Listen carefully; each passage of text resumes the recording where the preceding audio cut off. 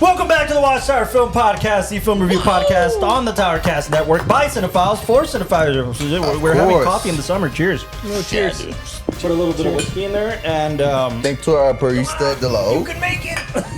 Don't give up on me. Okay. We're back, as you can see. We're here joined by a very special guest who I'll introduce last because it's a fun segue. Mm-hmm.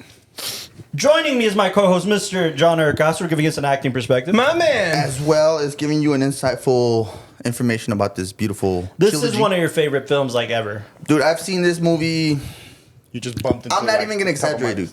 Like 120 times. Yeah. No lie. Really? Like straight through. Okay, wait, so trilogy. In a row. In a row. Oh my God. Yeah, I'm saying like in a row, dude. Like a train. Damn. Chugga chugga. Whoa. Chugga chugga. That's a little close. That's a little close. Mr. Michael Lalao, giving us a cinematography perspective. It looks pretty. Pretty fucking ugly. Mr. Austin Young, make sure we're time to get on the ones and twos. I like lights. Are you imitating him? I love Lamp. Oh, you don't like the movie? Never mind. What lamp? What movie? You don't remember? Does anybody know the line? You gotta they know go the line. off-roading Will sometimes. Ferrell. I see the podcast every fucking week. He does. I love lamp. Lamp. Which one's You that love one? Lamp? I love Lamp. Okay, good for you. See? That's nice. That's from the movie, What Anchorman. movie? Anchorman? Oh, yeah. He's talking about falling in love for the first time, and then what is his name? Steve Carell. Like they're like all talking about like I love this, I love that. He's like I love Lamp. He's like no, you have to love a person. You love Lamp. He's like I love Lamp. Feel this. Tell me it doesn't feel like a cock. It doesn't. That's from Anchorman. Yeah. Joining us today is fellow follower of the podcast because he actually genuinely tells us every week like do this or do that or that was cool or fuck you because Get sometimes he naked. doesn't agree, which is great. Why don't you drink on the podcast? We have drank on the podcast. There's too much forehead. Throw me off. Mr. Jose Bones Calvo joining us. Woo! He too. Your first name's Jose? Sometimes. What? I would say his middle name. Yeah. Depends what document you're reading. Came out in Bones. Yeah. I Although just most imagine. of like, take out I first. guess like our family calls him by his middle name. Although we've Bones? called him Bones for like 10 years now. So Bones is not part of my name. Just What? I'm sorry. blowing to your disappoint mind. Yeah, I thought like For your a mom. while, you wanted to change legally. Like, I thought you came out, your mom looked at you like, my man, Bones. And just like, My man, tapped you Bones. up. Yeah. That's exactly what happened. Bones has loved this movie forever, and like we would always geek out about this film between him, my brother, and I. Rightfully so. And like everything, right, about these films, and like to the point where Bones and I pretty consistently collect a lot of shit from this movie. Mm-hmm. We even like little die-cast cars that I have right in front of my like writing desk. Really? Yeah, all three of them. Your Fortnite like, there's characters. little die. Yeah, the Fortnite characters is like my. Didn't you get a tattoo on your ass? I did, but I can't show it here. Yeah. That's what I'm told. But he can make it flat. They're matching but- tattoos too. They're matching tattoos. It's like I got Marty, he's got Doc. It's crazy. Thing. He also brought one of the collectibles that I think is fucking badass, and we all think is badass. He sent this. He sent a picture of us. You should probably share it us, to like rather. our camera because Our we'll get camera. the- Well, that's our camera, jackass. Super And you're the Nintendo. cinematographer. Look, our camera. And I listened to you too. I trust you. I'm like, yeah, fucking nothing. Hey, you're gonna trust your cinematographer. Yeah, we do. So, Back to the Future, Nintendo NES game, right? This thing is from 1985, and it's signed Actually, by. in Japan, it was called the Super Famicom. The doc. Was it really? Yeah, Random fact of the day. The Super Famicom? the Super Famicom. Actually, Why? Actually, Hey, do you guys know that whole thing about Super Mario? Yeah. The What- Let's Go? That Yeah. whole, it's me, Mario? It's me, Mario. Apparently, that's just how you say Mario. He's not saying it's me. Apparently, it's me is a Japanese word for Mario. it's No, it's for super. Or for Super, you're right, I'm sorry. Oh, Super Mario. Yeah. It's a me is Super. He's not saying it's me. We're just fucking Mario. We're just pretentious Americans who think it's we're English. uneducated. But this is signed by Christopher Lloyd, who plays Doc Brown in Back to the Future, which is fucking awesome. And it's authenticated, so you know this shit is real. You know, it's the seals right there. does it work? And yes, I don't know. I don't have an S, so And yes, he's taking offers. have a for Super anybody. Eric has an NES. Eric probably has an NES. But anyways, You gotta put that in. yeah, I'm holding Javier to this. Javier, if you're watching this, you're getting this signed by Fox. We need this signed by Fox. Yeah, fucking awesome. He brought this all the way from Fort Worth. And, Really and awesome, dude. got out there, so this is Slightly collectible. Per Gus's request, I'm going to put it somewhere here. Yes, you have to, man. Let's all wait. Are you willing to sell it? I'll give you $5 right now. I think I got some Straight lint. out the bank. Straight crisp out the bank. I'll put you on a payment plan. If you squint your eyes, you'll see Bones' shirt, which is also DeLorean's.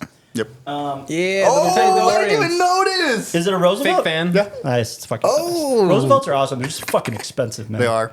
But hey, Roosevelt, you're hearing? Sponsored. Sponsorship. We'll wear them. We'll wear different ones every podcast. Hell yeah. They have I so have many like movies. 3 Bones, and my brother have a shitload. Yeah, I have like 10, 15. They're like $70 a shirt, man. These things are fucking expensive. Current sometimes. No, yeah, you're right. I brought my VHSs just for the fuck of it, you know, Back to the Future 1, 2, and 3. Did you already VHS? mention it's trilogy month? No, because it's not, technically. So, Eh? we're covering the entire trilogy today because we wanted to make it up to everybody. We've missed a few episodes. And it cut our time short, and we realized we're going to have a ton of time, so we're only covering 2. No time. Right. Before we get... Isn't it like this? so Isn't we're it gonna like this? So it's trilogy half. The month. trilogy half month. Yeah. We're going to cover Back to the Future trilogy, and we're going to also cover the 3 Colors trilogy next week. So stay tuned for that. In the meantime, we got a shitload to talk about because Back to the Future is just jam-packed with so much cinematic history. It's weird because it encompasses a whole lot of kind of checks off a lot of boxes, right? It's comedic, it's got heart, it's one like arguably, genuinely to a lot of people, one of the best scripts ever written. Like they use the screenplay for Back to the Future, the first one, as a prime example of a perfect script. Ooh. Yeah, like in UCLA Film School and shit like that. Like they actually use it as an example of using like the hero's journey, almost like frame for frame. So just stuff like that. It's got a lot of cinematic value to it, and it's not pretentious. It's not artsy. It's not trying to be anything other than this fun film you could go watch at the cinema. That's all it was ever intended to be. So yeah, Back to the Future. I think you picked this, right? Because you were like, if we're gonna do trilogies, I'm gonna like we got. My Back to the man. Future. Do you know how Bob Gale came up with the idea? Yeah. You want to tell it? You know? Yeah. It was about his dad, right? His dad. He had invested all his money on this movie, so he had to move back with his parents. Yeah. He goes up to the attic, started going through some boxes, sees his dad's yearbook. Yeah. Flips it open, he sees his dad, and he sees that he's the president of like the like the yearbook club or something like that. And that's when he thought like, man, I remember my president of the yearbook club, and I hated that guy. And that's when it's like, oh wow, what if I went back to the future and I hated my dad or I didn't like my dad? Yeah, like if we were both in high school at the same time, would we get along? Yeah. That was like the whole question. And that, boom, that was the germ, as he says, Bob Gale says. This was written... That's heavy. It is heavy. As a kid, that was it's heavy. written. The film is written by Bob Zemeckis and Bob Gale, the Bobs, as Spielberg endearingly calls them, and directed by Robert Zemeckis. Spielberg was the executive producer of this thing. This film was rejected by everybody. Really? Nobody wanted this. Too big of a scale or too... No. It's funny. So essentially, in 1985, right? What happened was raunchy comedies are starting to come out. National Lampoon, 85. Chevy Chase comedy, shit like that. The Vacations, all of that. It's coming out, and people are starting to cater to that demographic. Caddyshack. And somebody said, take this to Disney. Like, it's not going to survive anywhere else. Take it to Disney. Disney will pick it up. Disney was like, it's too raunchy because of the mom scene. Mom in the car, and she's about to make out with his kid. Like, we can't have that at Disney. So they were fucked, But Bob Zemeckis and Bob Gale had written a couple films for Spielberg before that he actually made. The problem was they thought they were bad juju for Spielberg. That's why they waited to take it to him last. They thought it was what? Bad juju? They thought they, as a pair, as a writing team, were bad juju for Spielberg because they had written 2 films that basically bombed at the box office for him. Oh, so that's where... And or he either produced them or directed them, and like they told him, they were honest with him, like, we think this thing's great. We don't want to do another stinker for you. So on the other side of the coin, they didn't want to be the guys in the industry that were just going to survive because they're Spielberg's buddies. They wanted to make a name for themselves. Damn, man, not really much credit to them, and they still had that kind of... So Spielberg saw a lot of merit in it, told him what he thought should change, and ended up taking to Universal and said, we should make this thing. This thing's great. He already had a great partnership with Universal. Kathleen Kennedy, who we talked about during Star Wars, because she's the producer boss of all of these fucking films. She's the one that made all of this happen. Kathleen Kennedy is Spielberg's producing partner. She runs his company. She runs her own company. I think she's actually the head of Sony now or somewhere, maybe even Universal. She's like a big deal. She's the producer of producers, especially for like blockbusters. Nice. And she basically single-handedly produced this film with Spielberg and said, like, okay, we're going to make this good. Bob Zemeckis and Bob Gale went through 44 drafts of the script before it was ready to shoot. It was rejected 44 times. Wow. A bunch of different changes. For instance, in the original draft, the time machine was a refrigerator. I saw that. Oh, It was really? a refrigerator. And it got to a point where they were like, we think this thing should be mobile. Yeah, it'll be a lot more fun if it's mobile. Funner film, right? Yeah. And that's when they started exploring a car idea. And the DeLorean just looked the most futuristic. I don't know that story though. How did they land the DeLorean? And the DeLorean is also made out of stainless steel, which a lot of refrigerators are. Interesting fact. They just came across it. They were going through cars, and then ultimately they came across the DeLorean. And once the doors opened, they were like, "This is futuristic. Nice. This is interesting." And Bob Gale says that they also saw it as this blank canvas because they're very simple cars. Like there's nothing on them. If for the original DeLorean, Just the appeal so of like the... we could add shit to make it look futuristic. Right. Whereas if we get a car that's already too kind of fashioned for one thing or another, it's going to lean into one side. But if we get a blank canvas, perfect. So that's why the DeLorean went out. Man, it's one of those things in history was like, wow, perfect, a DeLorean. I think the owner, I think his name is John DeLorean, and he wrote them a letter after the film came out and was like, "Thank you for immortalizing my car." Yeah. Like that's what this film did, and it did. It did. Collectors, fucking. I mean, the lifespan that Back to the Future has had amongst pop culture and just rewatchability and everything. I mean, it's crazy. This film has a legacy on legacy, and the reason it hasn't been ruined is because Bob Gale and Bob Zemeckis are like, in our lifetime, there will never be a remake, a reboot, a sequel, nothing. Don't ever fuck with the original.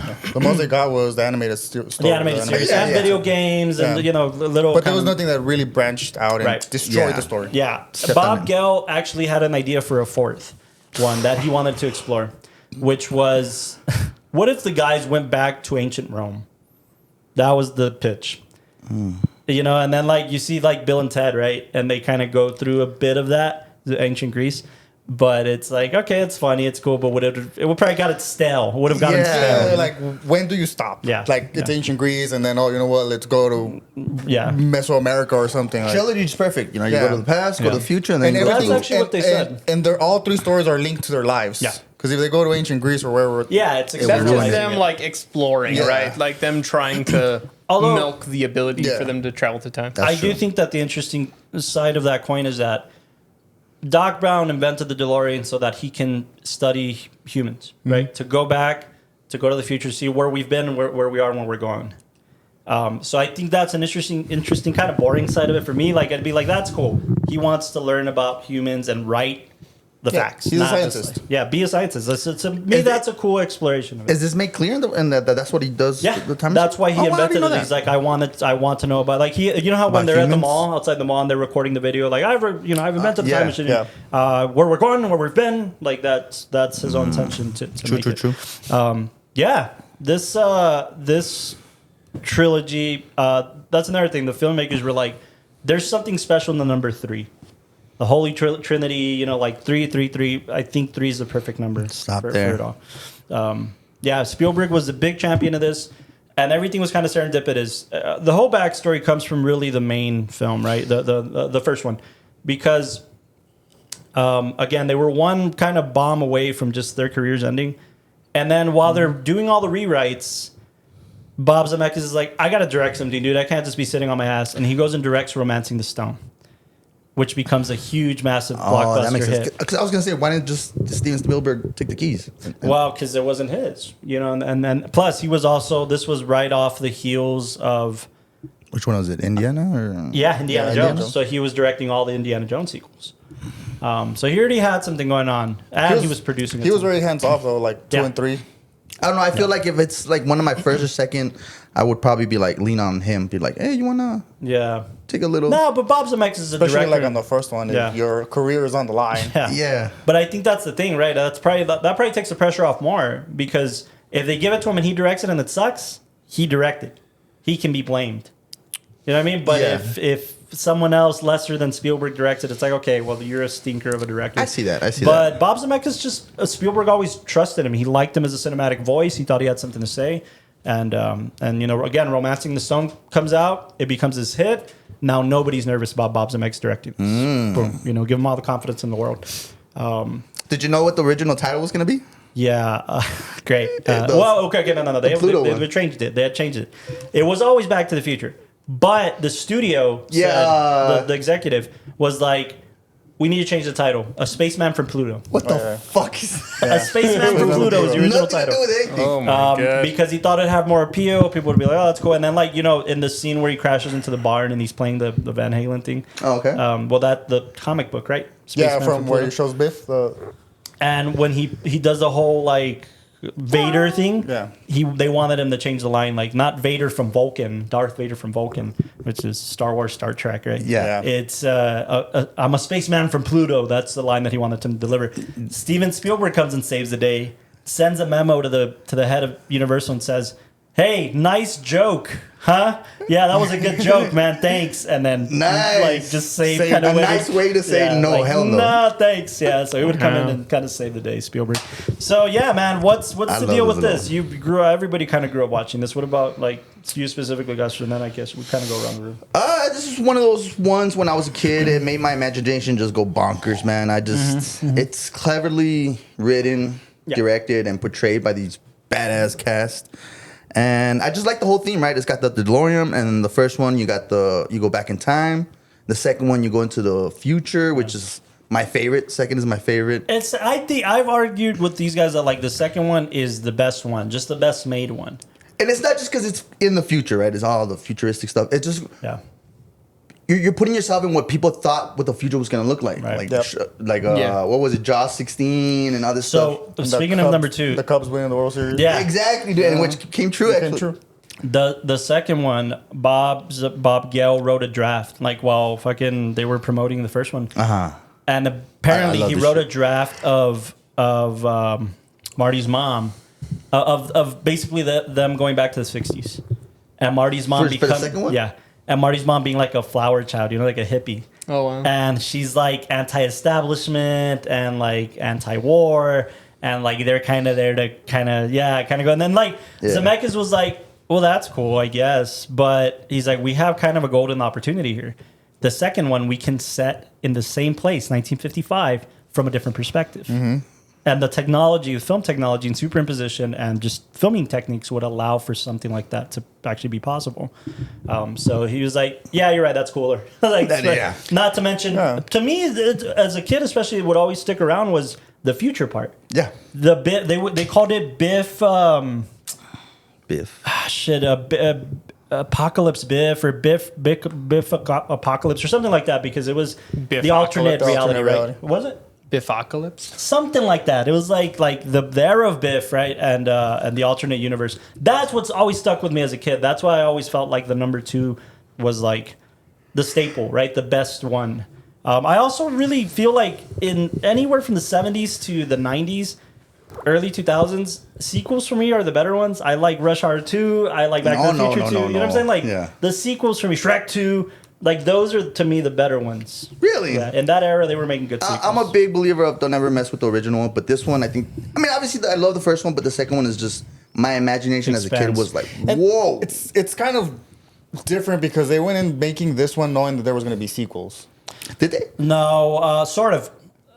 2 and 3 off of the success of the first one. The first one they left it open, which is usually like that, in the hopes that it would do good. Which they in their head they had plans of expanding it. Yeah, they just didn't have anything written. Yeah, they did, however, write 2 and 3 back to back. It was filmed. It was filmed back to back. Yeah. They filmed them. They finished filming 2, and they went off into a ranch in California and Monumental Valley, which was a dream for them because that's where they shot The Searchers and John Wayne and John Ford, and being able to walk in their footsteps for the Western was like a dream come true for them. They shot they stayed at the same lodge as John Wayne and John Ford when they were shooting. It was a dream for Bob Zemeckis and Bob Gale. Nice. But basically, oddly enough, 2 and 3 were written into one 180-page script, handed to Spielberg. And they always liked doing that. They wanted to give Spielberg, as Spielberg says, they would hand me all their madness. And then I could go in there this works, this doesn't work. And Spielberg was like, all of this is great. Make it 2 movies. Yep. And that was it. He's like, the Western part is its own film. That's it. But since they knew they were going to do that, they already had the massive script. Right. They could make both movies back to back. Wow. And Back to the Future became notorious for franchises to do that. Lord of the Rings started doing that. What do you mean, like just writing the whole Shooting films back to back. Oh yeah, Harry I remember Potter. that. All of these films these franchises would film their films back to back because of Back to the Future. But isn't it also too like if you're shooting with kids, you have to shoot back to back because If you want them to stay in the same age range. Yeah. I don't know that Harry Potter was the case that much. Maybe for like two of them, where they grew up kind of fast. From one to another, I was like, whoa. Yeah, they grew up fast. Yeah. But I mean, Yeah. blind eye, I guess. Yeah. Hermione got hot. I was about to say that, but I said to myself. But this was all off of the heels of Back to the Future. Everybody was looking at Back to the Future like, we could do that? What the fuck? Okay, cool. That saves money and time. Yeah. And it just makes sense. And what's cool about that is like Zemeckis and Spielberg were like, we don't want to piss off fans. Let's release them 6 months apart from each other. When do you ever hear? Usually now we have to wait 3 years They freaking milk it. for a fucking sequel or something, you know? I feel like the only time you see that is when they do like a two-parter on a film. Like Part 1, Part 2 of yeah. like Endgame. Like I felt like Endgame did that even, where how long did it take from like Harry Potter, Deathly Hallows. Deathly Hallows Part 1 and Part 2? They What did was shoot the those back space? to back. Yeah, but what was the space between the theatrical Release? A year? release? 2 years? Let's see our intern over here. Because they did that Endgame too. Endgame was a year apart. yeah, that where was- it yeah, was I remember like that. next year you're gonna get the conclusion. Part 1 was released on November 19th, 2010. Part 2 was released on July 15th, 2011. About 6 months. Yeah, 6 months. 7 Yeah, months. so you know, I feel like Back for some to of back. those, You yeah. know, that's the back to back. back-to-back, You know? So yeah, that's interesting. Yeah, but again, nobody did that before Back to the Future. This is part of their legacy. And I'm assuming Doc was always Doc. They never had somebody else, Christopher right? Lloyd? Yeah. He was always the first choice, Yeah, dude. but he turned it down. Because anybody, like, I could see, who's the guy with Keanu Reeves and with the dead president mask? He's kind of Keanu crazy. Reeves? Yeah, his partner. And the dead president one. Point Break. Oh yeah. Yeah, I know who you're talking about. Belushi? No. Well, anyway. Tucci? Stanley Tucci? No. No. Well, anyway, that's what I thought. Like, maybe No, you could play so Doc. they offered him the role, Christopher Lloyd. Christopher Lloyd is a classically trained actor. He was on Broadway. Really? Before this, he was shooing. He was in a, He was young, dude. He looked He was young. shooting. I think the producer, one of the He was producers, doing a show, no? Spielberg. Yeah. In a TV. Yeah, I forgot the name of the show is, but I've seen clips of it. Well, he did a film called Buckaroo Banzai, which if you've seen Ready Player One, you hear references of it. Yep. And Buckaroo Banzai was like, again, it's scientific. It's the full name is like Buckaroo Banzai in the Eighth Dimension or something like that. So they see Christopher Lloyd in that performance. The producers are like, oh, that's fucking perfect. This is the guy. They offer him the role, and he's like, no, this is. I'm a classically trained actor, you know. This isn't artsy enough, almost. Too wacky. And then he's like, no. And then his wife is like, never go in this industry without turning over a stone. She convinced him to take the Nice. role. So he called back and he's like, okay, I'll do it. So he was kind of always one of the first ones attached. Thank his wife, bro. Serious, you wouldn't have Doc fucking Brown. Jeez, I know. And this performance immortalized him. Although I think fun performances, like if you see Sin City too, his performances in that is fucking great. He's done other performances that are obviously great, but nothing like Doc Brown. Michael J. Fox was on a hit TV show, Family Ties. Yep. Go watch Still, the documentary, the Michael J. Fox documentary. It's a great just profile on him and his legacy and his struggles and stuff. But there's a great piece that everybody gets obsessed with when they were making Back to the Future. And it recreates exactly how it happened, and they blend it with archival footage very geniusly. I haven't seen it, so they actually do like when they have to take them and then yes, Oh, they I gotta see recreate that and they blend it with the archival footage of Back to like telling behind the the scenes. story and shit. kinda- It's so fucking good. I mean, he wouldn't sleep. Yeah, he wouldn't sleep. So basically, he'd shoot Family Ties during the day. They'd take him for night shoots on the Universal lot for Back to the Future. He'd shoot till 4 or 5 in the morning, go home, sleep for 2 hours, wake up at 6. His driver had a key to his apartment. In case he falls asleep or yeah, something? he'd pick him up, throw him in the shower, fucking wake him up, back to set every day for about a month.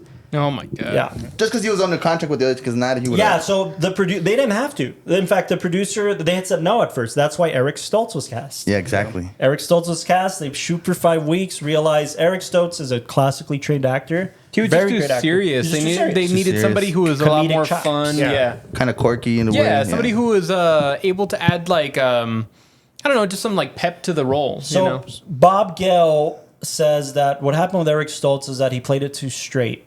But with Michael J. Fox was playing him very reactive, and Marty is a reactive character. He reacts to everything. Yeah. That's his hormones. That's his teenage thing, angst, right? And Stoltz wasn't doing that. Pretty good, he's a slacker. Yeah, he's a slacker. Slacker McFly. He's motivated by three things. Yeah, he's motivated by three things: women, rock and roll, and skateboarding. Yep. That's it. Those are his motivations. So 80s, bro. Yeah, yes, and so Bob Gale's like, no, we need somebody else. All of them, they showed it to Spielberg, and Spielberg's like, shit, you guys are right. Beg Universal to let them recast after 5 weeks of shooting. Probably shot half the film at that point. Damn. And Universal's like, shit, you're right. We see that. Fuck it. They go back to Michael J. Fox's manager and they say, hey, please, we'll fucking do anything. They're like, fine, we'll let him go as long as Family Ties is a priority. If it doesn't fuck up his shooting schedule for Family Ties, do it. And he signed on with the agreement that it's was the best choice ever because I've seen this guy's career after that, and he's just that non-McFly guy. He's very Teen Wolf, you know, stuff that. No, but the other guy. Stoltz. Oh, yeah, I saw him. Well, he was in Pulp Fiction, you know. And then I saw him in Butterfly Effect when he's the dad. Right. I'm like, whoa, this guy would not be Marty. But he was the guy in Pulp Fiction. You stab it right here. That guy. Yeah. That was him. That was him. That was Eric Stoltz. Oh my God. He also became a TV director. So yeah, no way you could be Marty, dude. He's just not that. He became a very successful TV director. Yeah. So he did like episodes of Nip Tuck. He just created his own series this year. Like he's a very successful TV director. But you're right. It's this. He was never Casting gonna. Director did a perfect job. Yeah. So yeah, Michael J. Fox. I also want to touch on something that most people don't know because there's not a documentary about him quite yet. But Bob Zemeckis was. That's the shitty thing about shooting back to back, right? You're forced to be on set and off set just as much because you're off shooting. He would go shoot part 3 during the day. Mm-hmm. At night, he'd do editing for 2. And then in the middle of the night, in the morning, he'd have dinner at 7 o'clock. And then fucking for about 2 weeks straight, they flew him privately from Monumental Valley to Burbank to look at the sound mix. And then to finalize sound mix and then fly back to Monumental Valley to shoot the next day. Every fucking day for like 2 weeks. But they all knew that they had gold on them, so that's why they were doing it, bro. So yeah, this is just Back to the Future. Ratings? I'll give my rating, man, just because of the story alone. Did they have any like guidance to like how to fix the man, hole? Right? Spielberg. He's the one that made everything make sense. I don't think scientifically, because there's a lot of holes scientifically, historically. There's a lot of holes, but yes, I think fill them up the big ones. No, please elaborate. But DeLoreans don't go up to 88 to begin with. I mean, downhill probably. Bones is a technician; he knows his stuff. Throw that bitch downhill. No, but yeah, genuinely, I mean, there's a lot of holes. But I mean, anyway, there's holes on everything that has to do with time travel. Yeah. It's inevitable. Inevitable. It's what is it? The time travel paradox? Yeah. Yeah. I mean, that's the joke. Avengers has. Yeah. But that's the joke in Avengers too, right? Is Paul Rudd, Ant-Man's like, we just can't mess up the timeline. Yeah. He's like, is your scientific basis really a movie from the 80s? Like, they're joking around about this film. But no, I mean, it does have holes scientifically and historically, but as a story, pretty airtight. And as a kid, it made sense. Yeah. Yeah. So when it comes to ratings, are we rating this as a whole? Yeah. Like as a trilogy? I guess so, right? I think because where one lacks, the other one picks up. Yeah. Oh. We've never done a trilogy. Yes, we have. Well, but I mean, like... Yes, we have. Which one? I mean, I could rank this. You're right. Like, I feel like in How the did we first rate one... that one? So really? what I was gonna say is I think we should rate it as a whole and then say our favorites. Like which one is our favorite? That's fair. Yeah. Okay. So as a trilogy. As a trilogy. Yeah, because like in the first one, there's not really much character development, as in 3... Oddly enough, you know where the character development is for the first 3 one? was kind of weird. With his dad. That was the arc. Yeah, that was the... He wanted, Yeah. I mean, technically, he's not a main character, Exactly. so it was there. That's his arc. 2 is Marty's arc. 3 is Doc's arc. Wait, hold on. Just elaborate. So what is his arc with his dad? That he the dad's kind of like a dork, and then like... And he became... And now he's this guy. He became the bull. Yeah. Exactly. Now Biff is the freaking... He was a peeping Tom. Okay. Yeah, he was a peeping Tom against fucking... That is true, Like, dude. watching that now, like... I was bird watching. When I was a kid, I didn't put 2 and 2 together, and I'm like, I see it now, I was like, man, that's creepy as Oh, hell. no, I was horny enough. And you're a dad to a girl now, so that's part of it, too. Yeah, true. No, but I feel like, when we're talking about trilogies, we're talking about this intention that it's this perfect little capsule altogether. Because, I mean, like when I would bring up to people like, oh, I've only seen the first one, they'd be like, how did you like? Yeah, you're Why missing did you puzzle stop pieces. there? Yeah, exactly. Like there's so much more. So It's like you're getting blue balled. yeah, exactly. You just got Cinematically teased, blue balled. That's just a tease, baby. I know, yeah. So Lying, you've seen the third one. I haven't not seen the third Oh, one. yeah. No, I've Yeah. not seen the third one. Which one did you see today? The third one. So you saw it. But he was Yeah. saying Yeah, all the but lines before before the- the lines were said. He said it was Because- predictable. Yeah, like They're on the- TikTok. Get out of here. no, like Cliff notes. like he wakes up the girlfriend at the very end, and then obviously it's like, oh, just convince her that she's been dreaming. So I was like, oh, I just had the weirdest dream, and then she wakes up, I just had the weirdest dream, and like She's a dude for some reason. yeah, it's really weird. But I'm like, of course you're gonna say that. And then there'd be like other parts where like Doc would pull out these red tubes that they look like dynamite, and I'm like, oh, it's They look dynamite. like yarn. They look like pieces of No, yarn. You never it go to looks- Michael's and it buy a big looks- piece of yarn? It's Why exactly are they like that. numbered?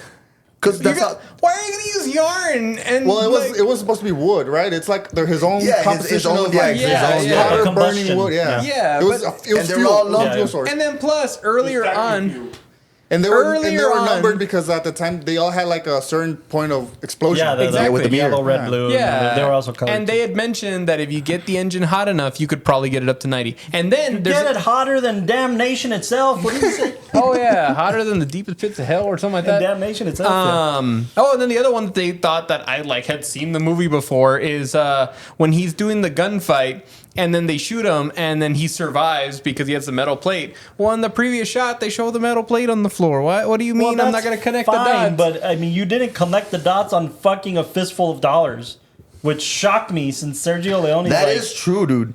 It's been a while. wow, fair. It's just weird that you haven't seen part 3 in I don't know how long.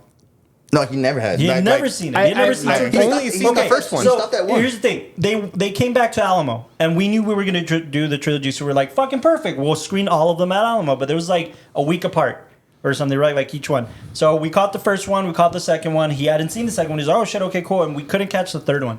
And we're like, oh, well, we'll just watch the third one for the podcast. It'll work out. So this is like the second one and the third one he had never seen. Supposedly. Supposedly. Allegedly. You had a rating.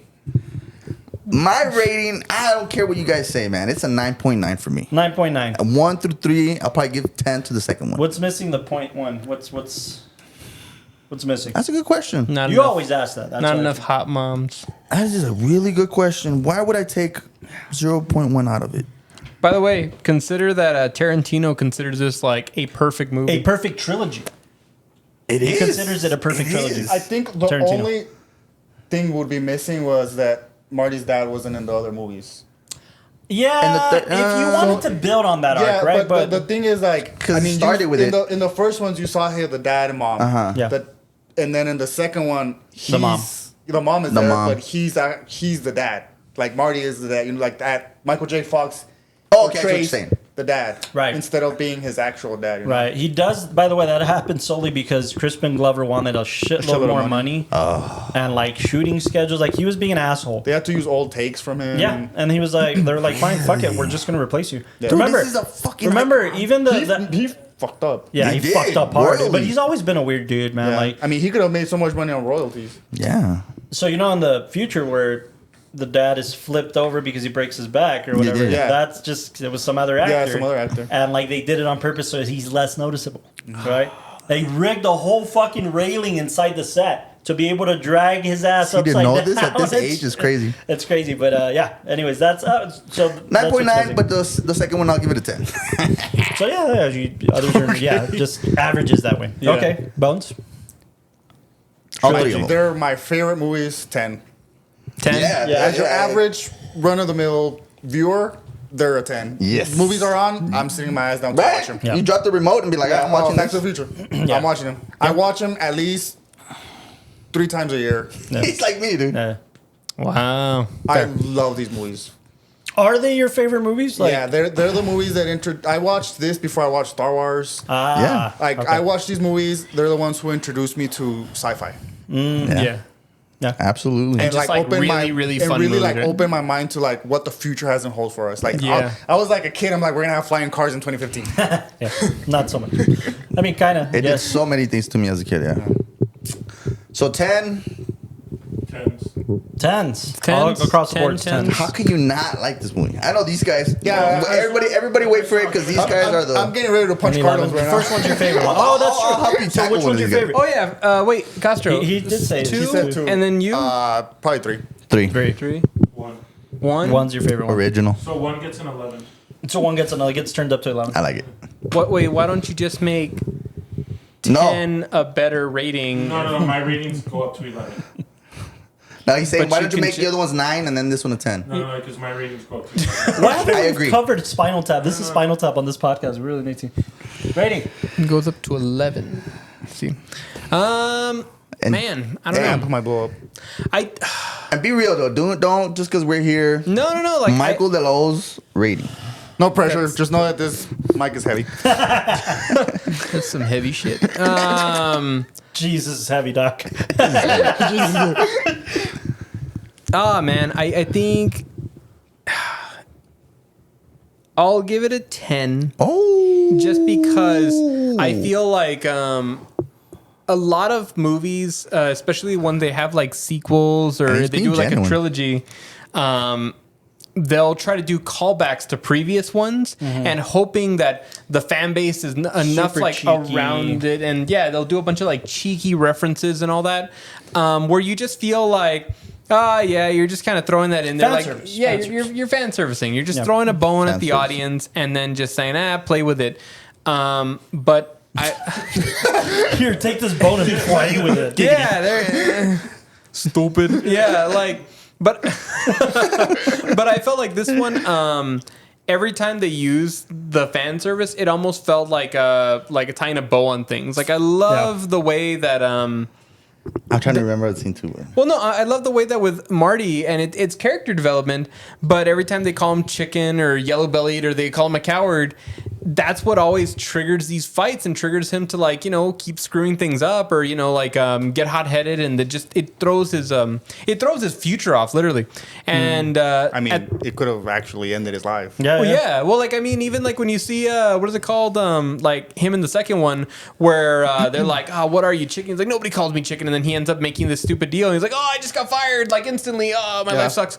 And it's kind of like, well, dude, you're just making stupid decisions because people are like poking fun at you. Yeah. So at the very end, seeing like that bow tie where they're like, you gotta go, you gotta do this showdown, and everybody in town's gonna think you're a coward, and it's the maximum. It's the Old West. Do you really want people to remember you as a coward and tell this story for generations, or do you want to be recognized as a coward all your days? Or like, do you want to be remembered as like the hero guy, or die, because that's the third option. And the fact that like the bow tie is like, nah, that guy's an asshole. Like screw that. But is it also too when he's about to race at the end and he goes reverse? But that's He had just already like, learned his lesson. Yeah. He applied the lesson there. Yeah, like that. No, I would disagree because he still comes out and does a duel. No. But what Well, happened? no, he was just driving, but he had already learned his lesson. No. So when he's You're talking inside, about the gunfight. The gunfight, right? Oh, yeah, Where I it thought started. when you he's talking about when he was inside and says that guy's an asshole, that's himself would've- realizing that if like, it ended there. No, if he walks out, who gives a fuck? yeah, Like, no, it's the only because- reason he goes out is because they got Doc Brown. They caught him For sure. So that's why he had to come out and show out. But he Yeah. didn't But want the- to anymore.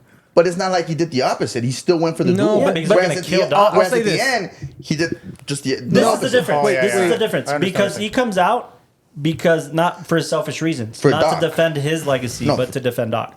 Whereas before he would come out so that he's not proof. Also, I'll say this. I get it now. He Whenever, didn't shoot. yeah, That's true. whenever people call him a coward, Han Solo shot first. wow.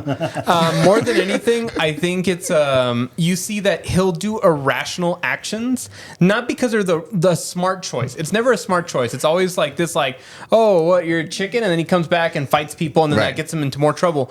The fact that when he says that guy's an asshole, he starts using his head. Then he starts thinking like, I'm going to go out, but I'm not going to shoot this guy. And if I go out, I'm going to make sure that I come out with like a plate in front of me or something smart.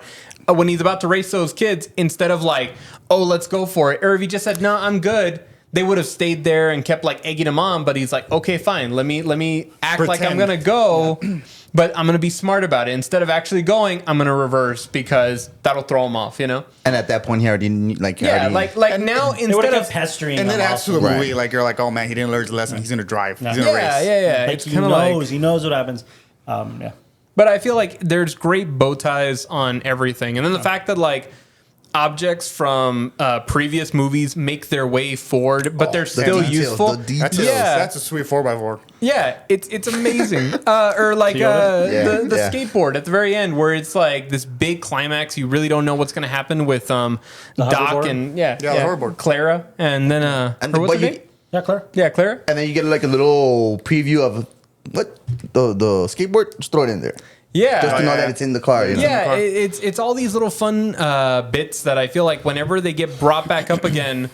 Instead of them just being cheeky, they're useful again, you know, or they show growth, or they show, progression of the characters. Very true, very true. I think that's really hard to do. I feel like sometimes you'll make a really good screenplay that the first movie works out amazing, and then you try to do a sequel, but you are obviously like kind of reaching for parts, and you're like, what can I make out of these? And two it's always things? we're gonna go way more over the top. Yeah, and it's always like that. it's just like, how do I, put this all together? And sometimes they get lucky with certain parts, and other parts feel cheeky. And this one, I feel like all the way through, it's balanced. It's just perfectly balanced.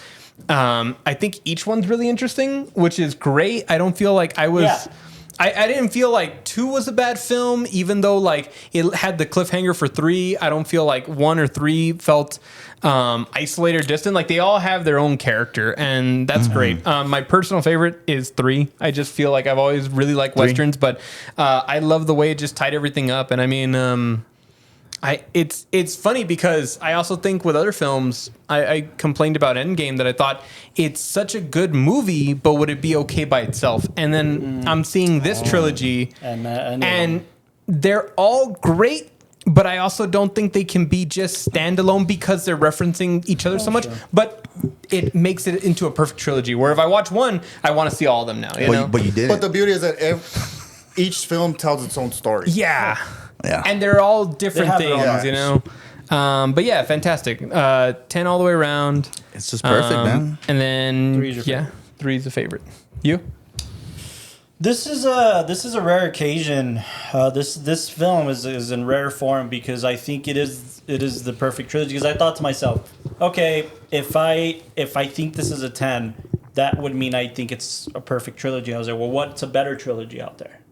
And it's hard to pinpoint a better trilogy. Oh, I thought about this. Sharknado. No, It wraps up all the loose ends. It brings back the sharks. No, and sir. the It brought back Tara Reid, which nobody needs. Okay. Bad Tara Reid too. Yeah, not that's not hot- American Pie Tara Reid. Yeah, not Lebowski Tara Reid. Right. Yeah. Damn, okay. No, but yeah, I couldn't think of one. I couldn't think of other than like Toy Story, which kind of fucked it up with 4. And now there's a 5th one coming And out. now there's a 5th one coming out. there is? Oh Yeah. my God. So it's not like it's. Fourth was like a perfect ending though. I thought 3rd was. Third, we yeah, should have yeah. stopped at 3. That would have been it. I mean, Wait, is the Four only was fun. I feel like the Yeah. only thing they could do now is Andy comes back for his toys, and then give them to a daughter. Yeah. He's Yeah. going to go yank him out of that little girl's hand. Give me that! I like toys now. Wait. What happened in the 3rd one? Is that the bear one? We're all going down? Yeah. Did you ever see the video of You know- some guy who like edited the 3rd one and showed it to like his wife, but he cut the film or put the credits right after they're going down to the He thing? fades it out, right? Yeah. No, and then he actually edited it where the credits start going on, so his wife's like, That "That's is- how they end Toy Story," and just Yeah. Brilliant. No, yeah. So it's hard. I can't think of one off the top of my head. I Same. can think of People, if you guys can think of one. trilogies and cinematic history that hold a lot more weight in terms of just complex storytelling. name 15. 15. I don't think I can name 5. What about the Terminator trilogy? I don't like Terminator. Yeah. I think it's kind of overrated. It's happening right now, bro. Yeah. How many well, that's- RoboCops is there? It's a couple in Japan, bro. 3 maybe? More enough. But I don't, for me, something like the Before trilogy is more to my sensibilities, right? Something Yeah. like the Before trilogy or even the Three Colors trilogy hold a lot of weight for me. But are they perfect trilogies? No. Are they palatable for audiences? Not necessarily. Oh, and then I mean, we're gonna talk about This one is Three Colors. We're gonna talk about the 3 Colors, but that one's such an interesting trilogy Yeah. What are because the 3 colors? like pink, magenta. RGB, bro. I never seen them, so RGB. I don't know what. What are the ones in the printers? Yellow, cyan. You guys know and- why the DeLorean goes so fast, right? Is that RGB on it? Oh, That's some, more. That's the thing. No, but yeah, No, it had all the chrome stuff from AutoZone. oh man. I just can't. I can't nitpick stuff about this. I think this is one of those things where why cinema was created to just kind of be enhanced with all these senses. Strong statement. Yeah. But I don't think it's a complex story. I think it has a message. I think it has a pretty nice, palatable message, right? I do think that this is it's a pinnacle film on the pantheon. Like Yeah. For sure. I feel for sure. Some big words right there. No, it's one of those films that I think, like you talked about, UCLA talks about this in script writing, and a lot of people watch these films, and when you see them, I there's so think much merit to be I think snobby cinephiles will turn around and call something like Back to the Future like childish. well, childish, cheap, easy. Get out of here. That type of thing. But the It's weird- easy to hate on success. yeah. Well, I Jealousy. also don't. Easy I to don't. hate a I player don't Like when merit- Johnny got that video game, bro. It's also hard to dictate success in cinema. There's films that nobody gives a shit about that I dictate some of the best, most amazing films ever. That is true. So it's hard to judge it just on success alone. What I think is special about Back to the Future is it's a mainstream thing that was always intended to be a mainstream thing. It was always meant to be this universal release, this big summer picture, right? But it was crafted by very careful, very intricate, very meticulous filmmakers. Bob Zemeckis, Bob Gale, and Steven Spielberg. Yes. Right? You have Bob Zemeckis and Bob Gale doing the heavy lifting, You could have fucked this up real quick. really refining, really shaping these stories of what these things are going to be. You had Zemeckis as a director thinking like, how am I going to shoot this? How are we going to really fool the audience into this? And then you had Spielberg doing quality control, and he's Spielberg. There's no If going anybody, wrong. him, yeah. Yeah, especially in that era, right? Especially off the heels of Jaws and Close Encounters and Indiana Jones, becoming Spielberg. Who did effects for this? ILM, Industrial Light and Magic, Oh, did the effects. That makes sense. It looked kind of cheap. Yeah, at the time. Yeah, Take that, guys who do ILM. Star Wars, and again, Lucas is Spielberg's friend, so why not? So yeah, I think it's a rare occasion. I think as a trilogy, a 10 for sure.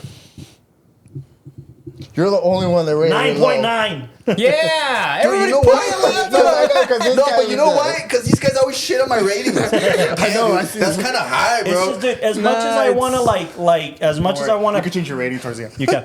As much I'll take this. as much as I want to pick this film apart, and watching it, by the way, I'm like, okay, I can't. I mean, there's no such know. thing as a perfect film. Yeah, but those pores close up. You could always But this pick is the apart. pedestal. Yeah, this is the you could pedestal. always pick apart a film. When I'm picking apart a film while I'm watching it, it's like these pores open up. Of like, oh, you can't. It's like it's filling in the holes in a boat. But those pores close up the minute we see the full You know picture. what? I think Pretty well put. That's I like that. I think you can say that there is like a perfect film, but every time we've come close to like seeing films and we're like, it feels perfect. I mean, we're rating it a 10. It becomes something that we're absolutely lost in the film, and we're lost in the story, and Which we're I lost. think something like the Before trilogy or the Three Colors trilogy does. Yeah. Effectively, you're immersed Yeah. in this. There's Back to the Future is a different kind of immersion. It's fantasy. It's adventurous immersion, but. Something like the Three Colors trilogy, you're immersed in life questions. You're immersed in. Well, no, I feel like that's where I was immersed in this one too. Yeah. Like, when I see a bad film, I'll say that. Like I was watching one the other day because no, it was Grandma's boy. no, it was Semi-pro, right? Go on. no. What's the guy from Everybody love everybody. Michael J. White? The guy Yeah. from Black Dynamite? Oh yeah, you told me the one that came with the pack. Yeah, like so I want to watch his new one, which is the Western one, and it came in a pack with this other one. I forgot the name of it. He And- immediately bought that. Voodoo. It's on a pack. If you look up like the new one and like the other one that comes with it, Michael J. White. I know you're a fan of the podcast. I love you. But we just gotta we're cutting apples here. Who? Michael J. White. Yeah, He probably watches Well, it. we just lost it with that. You'd probably be on this podcast. No. Like, Well, we just lost it. no. But what I'll Action say, 2-pack. It's called As Good as Dead. We could always Oh, edit dear that out. God. it's as good as dead. And Oh, that's that's Yeah, such a right. good title, Timestamp that. too. How the fuck did it get 75% on Rotten Tomatoes? I gotta finish it. That's what I'm wondering too. Are you gonna be able to finish it? No, so like, Tom Berenger. Oh my jeez. god, those fight scenes are it's insane. no, it's Yeah, so bro. weird. It's Ill. So Look at this. Oh, yeah. I'm gonna Is this take supposed to be like Karate Kid or what? Okay, No, yeah. let me take a brief moment. So we're gonna do a cheap small, version. tiny Hispanic? timeout, and A I former promise, cop. I promise, A new student. Karate Kid. I promise this is all gonna come back to Back to the Future. But in this movie, As Good as Dead, Michael J. White is a like surveyor for the landscapes, and I think he's on the border of Mexico and the United States, and he's just in some random little 2022. like dirt area. Well, anyway, because it's on the border, this kid who lives in Mexico, who like is just going to school, passes by and sees Michael J. on Tom White Berenger. do kung fu training and just mimics his like punches and then goes to school. And the reason he's mimicking it is because his cousin is in the cartel and they all want to kill him, but his cousin keeps him alive. Platoon Inception. And yeah, basically this kid learns kung fu from Michael J. White and has to fight off cartel, and it's so stupid. But wait, It's a- how does it come back to Back to the Future? So it's Karate Kid. it's Karate Kid Set with in the hills guns, of cartel, and like So gross. yeah, and kung fu. So like unappealing. so. Anyway, when I see films like that, as a filmmaker and even as an audience member, I look at it and think like, I know I could have done that better. Or oh man, this could have been so much better. They just did this, and you're picking apart the storytelling as opposed to just like watching it play out and watching it happen. When we watch Back to the Future, never once was I able to be like, oh, that could have been so much better they did this, or that could have been so much better they did that. There we go. By If the fact anything, that We got that. yeah. Did the kid cross illegally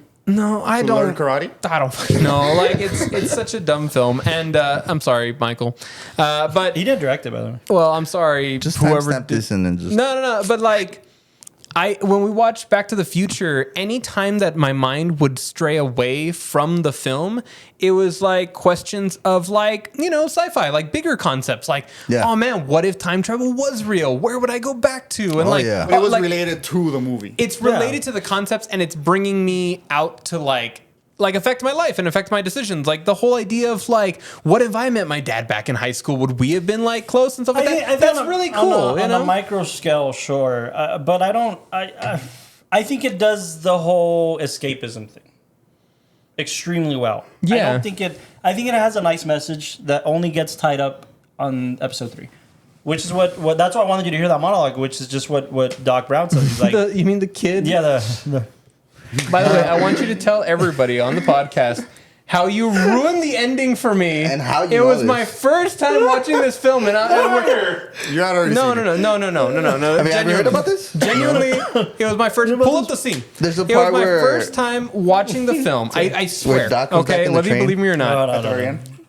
whether you believe me or not, we're getting. Yeah. We're getting. Do you know about it? He told me about it. Yeah, we're getting just really into So the film. the son and is the one who does it? Yes. yeah. And You'll it see kind right of, now. if you don't know the backstory, Okay, you kind of hold on. Wait, I'm finishing up. Go for it. I'm just saying, like, it's this really nice moment. It's like, I didn't know that Doc was going to show up in, like, a flying train and all this kind of stuff. Get the fuck outta here. No, genuinely. It's right there. It's right there. It's right there. It just passed. It's... You're, That's this kid, the kid right on the right. Just watch him right now. He points at his dick. Did you see it? okay. And he's looking at the camera too. First of all, yes, he's never seen it, and I asked him to rewind it not for that purpose, for the purpose of like he needs to hear the monologue. The monologue is your future is what you make of it. Basically, that's the message that Back to the Future. No, trying to before send. we even got there, you're like, hey, see that kid? Just keep looking at his hands. And then You ruined that moment just for that So moment. you didn't even pay attention to the monologue. Yeah, it was But like, I know, look, we keep had to looking go at back his to the hands. monologue. Yeah. But anyways, Hey, kid. I came across like a YouTube thing once upon a time, or maybe it was like a documentary.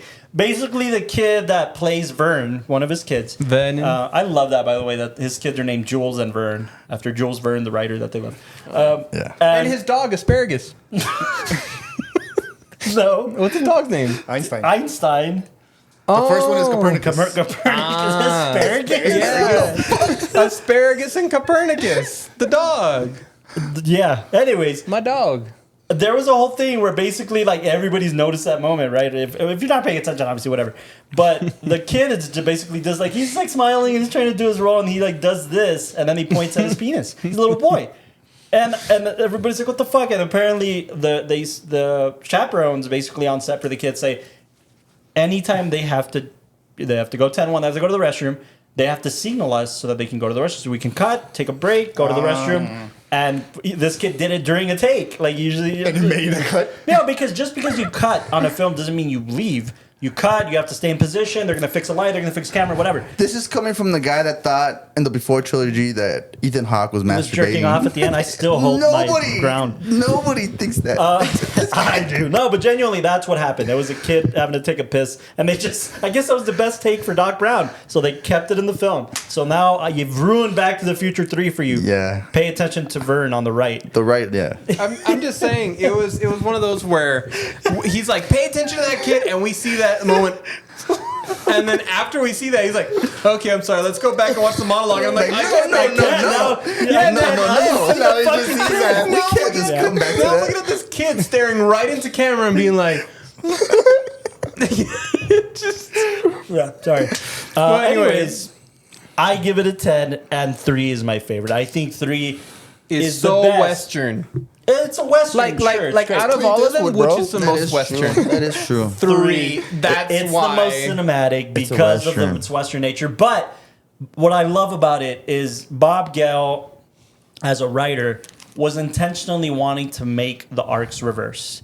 Now Marty is the responsible one. Now Marty is trying to He's the voice of everything. reason. He's the voice of reason.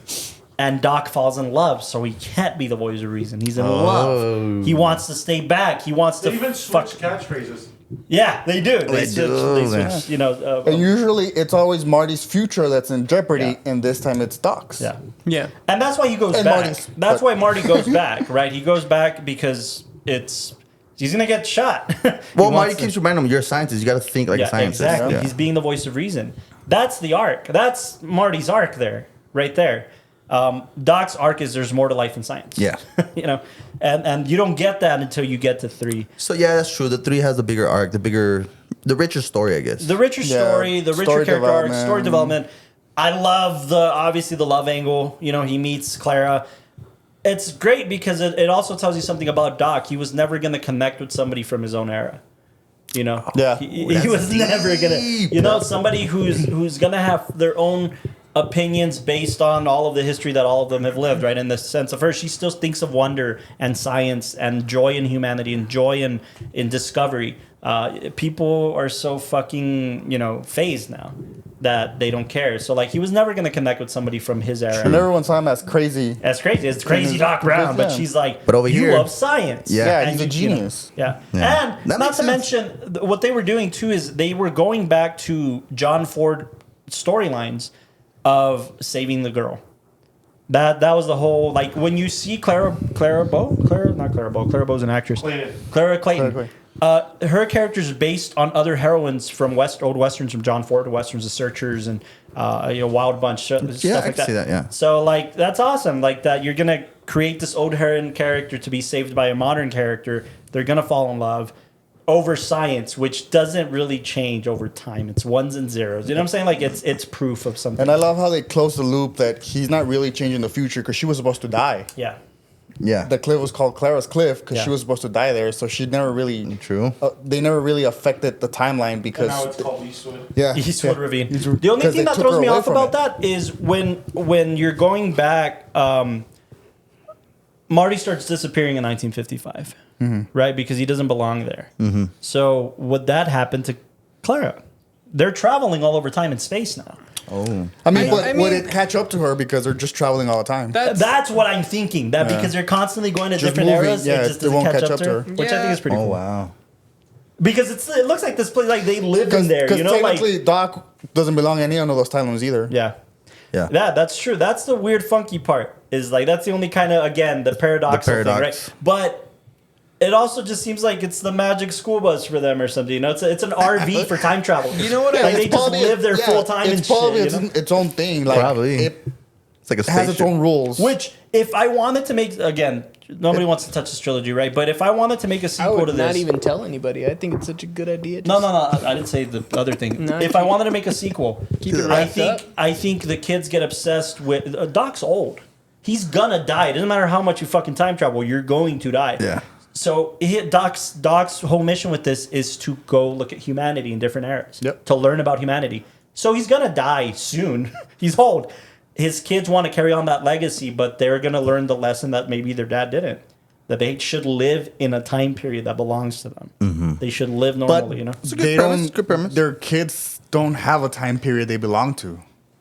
Yeah, because the mom's That's from why- fucking Yeah, the mom's from the past, Yeah. dad's from the future. Like they don't belong anywhere.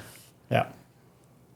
That's Yet pretty they special listen too. to 80s music. Yeah. That's pretty That's special the too, though. important Like part. they live in the ether, you know. They belong in the belong to the locomotive. universe, you know. It's, Locomotive. yeah, that's pretty great. You don't Yeah, think maybe they just live in the 1800s and like travel periodically. yeah, like that's their vacation. Yeah, I feel like they like- figured it out. If we spend more than 7 days in a time period, then we'll get fucked. But if we leave and don't mess anything up, just observe, then we'll be okay. Yeah, maybe. Just At make what the. point do they help the Avengers? Yeah, no, dude. I wonder if the train has a cloaking device. I'm not saying that. Yeah, God that's damn, not has to. inconspicuous at all, Has dude. to, right? He probably goes to the future, develop some type of technology for it. I mean, he went to the future because the freaking train flies. yeah. Yeah. Well, that's how 2 is, right? Like the car progresses. We don't you know? need roads. What progresses between 1 and 2, and then we just go back to the original car in 3 because he buries it deep in the. And the time Tin machine Yeah, is because they explained that the flying apparatus broke down. Comes from- yeah, yeah. and it doesn't fly anymore. Yeah. I say they bring back No, the but it fridge. still has the little fusion reactor though. Mr. Fuse? Well, Yeah. Mr. Fusion? Yeah, but it doesn't fly anymore. He said they explained it in a movie that it doesn't fly for some reason. Really? I thought it was the original car. I thought like. No. Huh. Okay. No, because he got struck by lightning and Oh, jumped to yeah, the past, yeah. and then he put that same car which he was flying in, Yeah, in the in the cave, and he Oh. explained it in the This guy in knows the his shit. letter Yeah, yeah. that when the lightning hit, it messed with whatever made the car fly. Okay. Yeah. Oh, that's why they had to drive it That's again. why they had to drive it again. Wow, dude, I can't believe that. I thought it You was the también. original.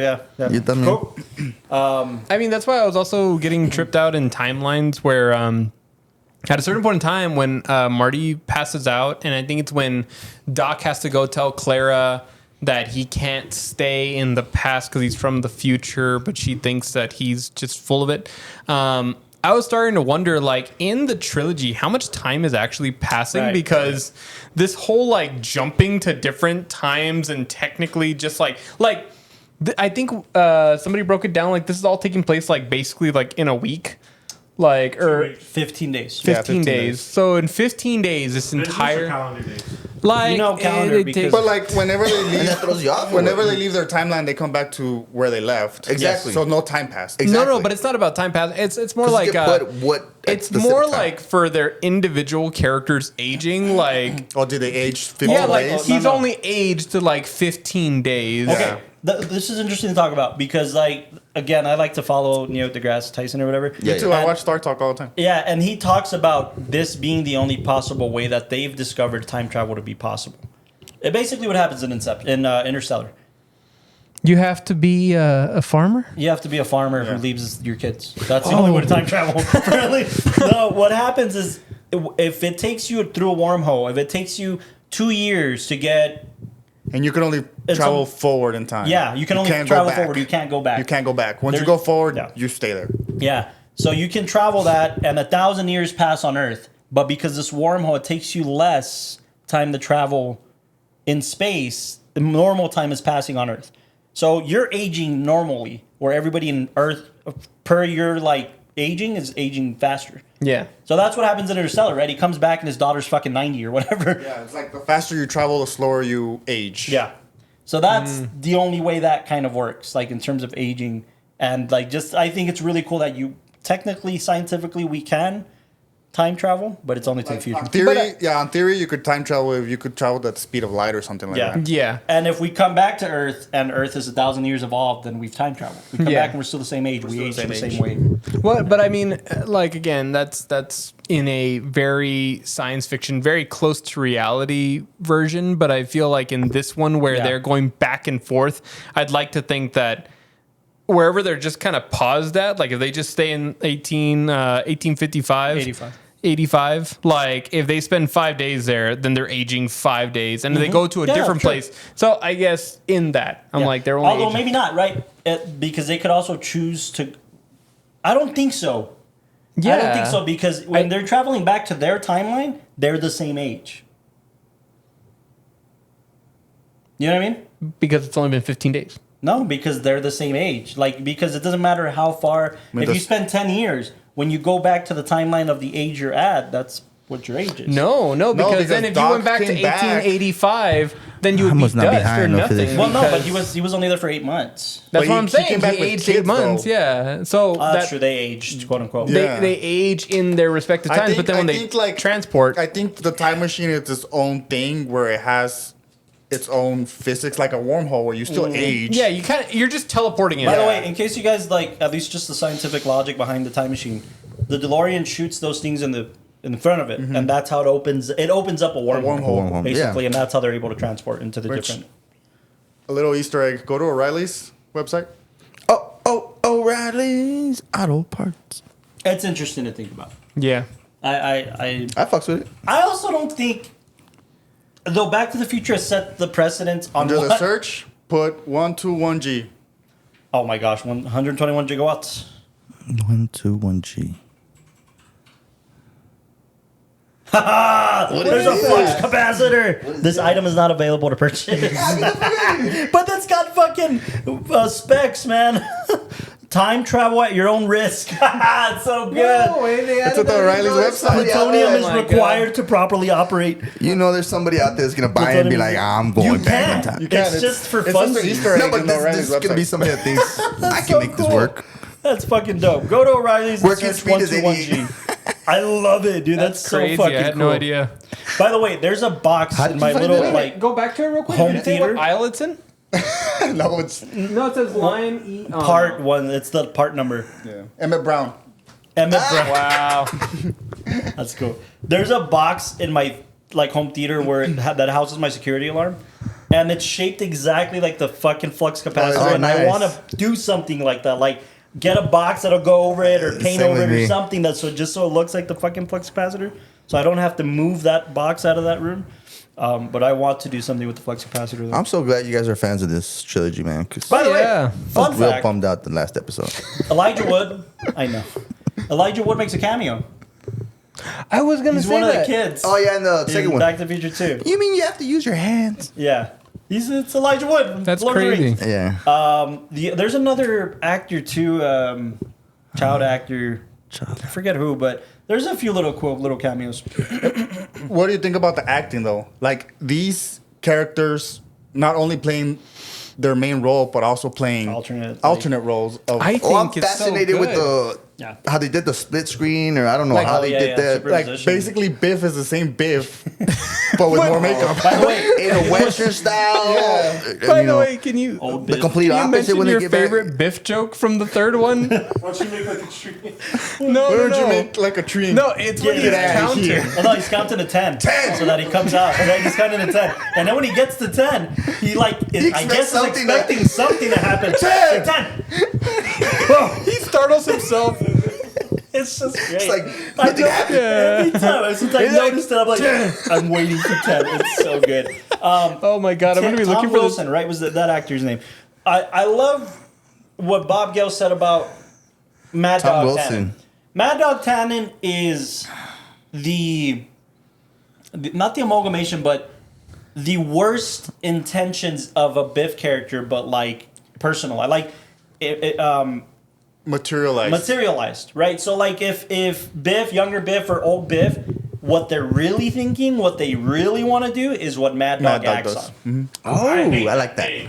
Mad Dog Tannen. And I think that's fucking Nobody great. called me Mad. I think that's how you go out with a bang on that kind of character. Yeah. You know, like that gives Tom Wilson license to do fucking anything, to be the like his walk after he shoots. You know what I mean? Like, I'm the big tough motherfucker here. He's just kind of like. I always thought like when I would watch this movie, especially the third one, I was like, how come they just don't shoot Mad Dog? Well, if they shoot him, then we don't have Biff in the future. Right. Yeah. Oh. Yeah, for sure. Same thing with like which there's the only plot hole that I kind of. It's great because they reuse the actors, but it's like which one? His ancestors. Great grandpap. It's like, dude, she can't look the same as the mom. Did the dad fine? Whatever. Because they're not just parallel. They're not just like But the mom can't. Maybe whatever, or the mom. Or they should have just changed her last name, and then it would have worked. No, but even then, because if they get married, she married him a fly. Yeah. Uh-huh. But what is every lineage from that? It means everyone's a man. Because, they showed the son, which was his great-grandfather. Yeah. And it's a boy, so that means that everyone had males. No, but I mean the wife. How can it be the same actress? Oh, you know what I'm saying? The same lineage. Yeah. That would be incest. So down the line somewhere it will be incest. That's her name. That's the only kind. No, it has nothing to do with names. It has everything to do with DNA. Oh, maybe they're like distant cousins or some shit. That might be possible. That sucks. Well, it makes it a little bit better. Well, the thing is that they said that they were the first one to migrate from Ireland, right? Yeah. That as in both of them. Yeah. How do you know that she doesn't have sisters that went with them? Sister that just looks exactly like her. That split off for a while and then came back. Maybe they're twins. I think they're twins. Yeah. And twins. Cocaine's a hell of a drug. But he brings up a good point, man. He probably has the most different characters out of the whole. Trilogy. Having to play himself but older, and then having to he goes back and back to the past to see his 1955 and Biff. then he's Trump. No, but not just that. I mean, Michael J. Fox has a version of that, right? Michael J. Fox, he does. Oh yeah, he sees himself, and then he sees his older self, and then he sees But I think Tom Wilson has he has more fun with it. I think he gets more expansive as a character. Although Michael J. Fox has to play his older self, and Michael J. Fox has to play his great grandfather and his kid. Remember, he plays his kid in the second one. Oh yeah. He's like goofy and shit. Yes. And he plays. No, wait. He also plays the fucking the daughter. That's true. Which daughter? In the second one. That's Michael J. Fox. No, that's the daughter. He's the daughter. The one with the hat and the big jacket. And Man, that's a way to use an actor, right? Just throw you into every other character role. Save money. Put Michael J. Fox as daughter or whatever in Back to the Future. For the plot. I think that's why they also reused for the mom the same actress, so you make the connection. Yeah. It is. I mean, I understand. You know what I weird. think It is. But I think what it does. But you know what? Now that you mention it, now I think about it. But when I watch the movies, I don't think about it that way. That's Michael J. Fox. Exactly. Yeah, from this angle, you could see it. That's a hot chick, bro. That's a hot Michael J. Fox. Michael, call him. I think what it also does is that when you watch these characters, when you watch these characters look the same. No, I think what it does is that it's the same problem but in different time periods. It's the same it's the same personality dealing with the same situations, and it doesn't matter what time period you go to, it's that follows you. Yeah. And I think that's really cool. It really does keep that emotion there. Even when he sees his younger self and he freaks out about it, he's like, oh shoot, it's the same thing of is my hot stubborn headedness gonna get in the way of doing the smart thing, or resolving problems in a better way. And even when he's confronted with his great grandfather looking at him hey, don't be stupid, you could have just walked away, and all that kind of stuff.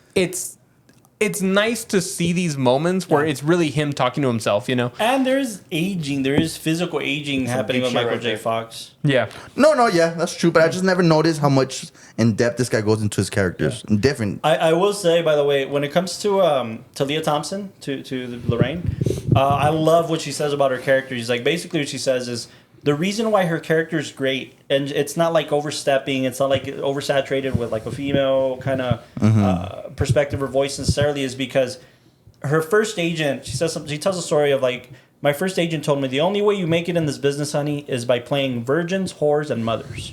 That's the only way you stay in, that you survive in this industry. She played all three. As a woman. In Back to the Future, she plays all three. Damn. She plays a virgin, a whore, and a mother. Oh, wow. And that's pretty great. That's That's pretty great to too. kind of capsize that situation, right? Yeah. A perfect trilogy. A perfect trilogy, Back to the Future. I just said 9.9 because these. Oh man, there was too much. Like I for the first time on this podcast, right? Because I didn't do my homework with more time. Was overwhelmed with just how much there was. How many factoids? How many factoids? How many Easter eggs? Just everything. There's like way too much. I read somewhere where the Einstein, the dog, wasn't gonna be a dog. It was gonna be a monkey. Oh really? Holy okay. I didn't know that one. Nike made the shoes. They sell for like $15,000. Specific. Oh, dude, those iconic. You're talking about the second one? The ones that sell. Yeah, I mean, I could just speak to like personal stuff of like, if you're a cinephile and you love like I love going to LA, you know, and walking in the same steps of these people, and that's why like people will say like LA's dirty or Hollywood is dirty, and it is. I'm not saying it's not. But there's so much rich history there. So like where me, like I love going to the Paramount lot or to the Warner Brothers lot. And like even Warner Brothers is kind of becoming a little gimmicky on their back lot. Yeah, on their back lot. But the only thing that's kind of saving them right now is that TCM is doing a classic film tour, which is still kind of keeping that grounded. But when you go to Universal, of course, it's a theme park. It's a fucking theme park. My favorite thing to do in this entire theme park is to do the backlot tour. I think that's the only thing worth it from Universal Hollywood. Yeah, maybe. But you go to the backlot tour, and if you go on the right time of day, they'll let you walk. Like they'll let you walk around the lot. And if you go at the right time, because last time I went there, we didn't go through the clock tower. Yeah.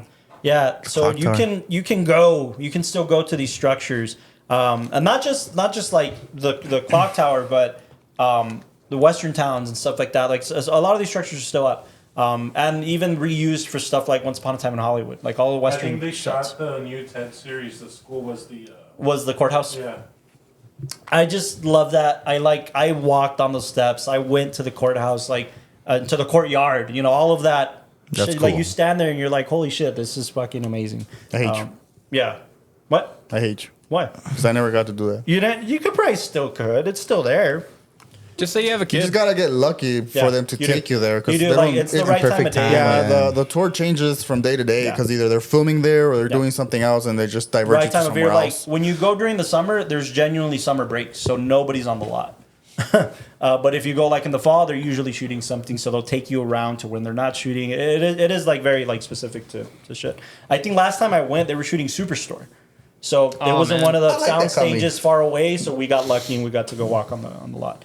But you could also pay for additional, like more expensive tours where you could spend 2 hours walking around on the lot.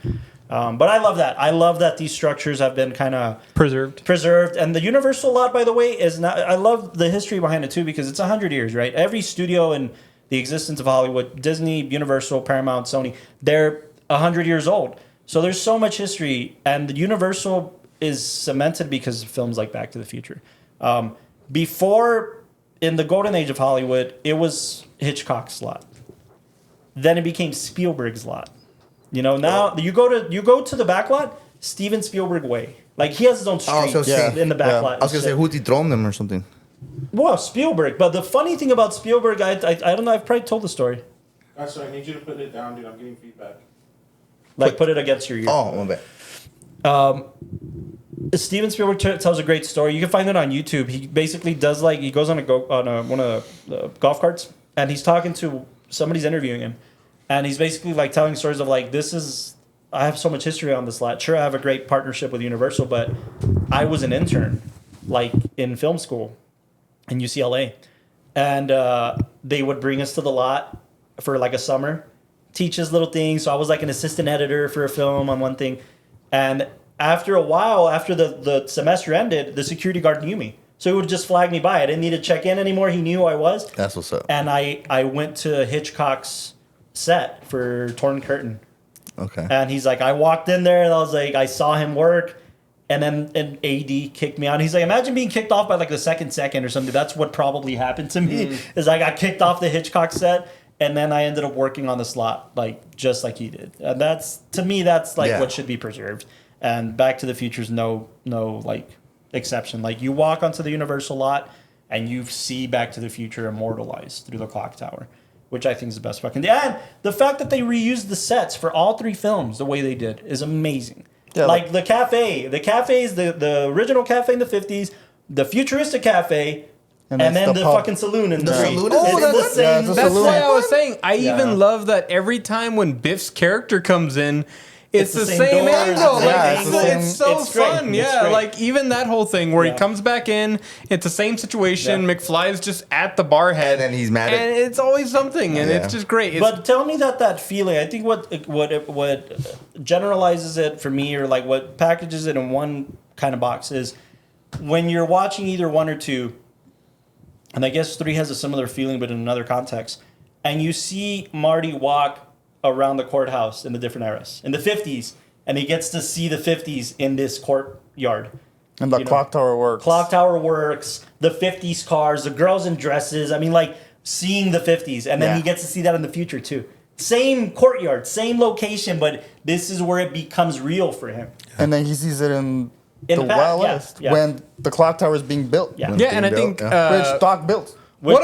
He contributes to building. So, and what a great moment for like both in the story and for fans where they're like, oh man, if only I had my camera, we can get a picture, and they take that photo. And I mean, that's kind of, I think, can't show it to anybody, but I mean, that's how everybody feels when they're watching the film. Like, oh shoot, it's the same clock tower, especially like from the first one. That's the biggest callback, you know. Yeah.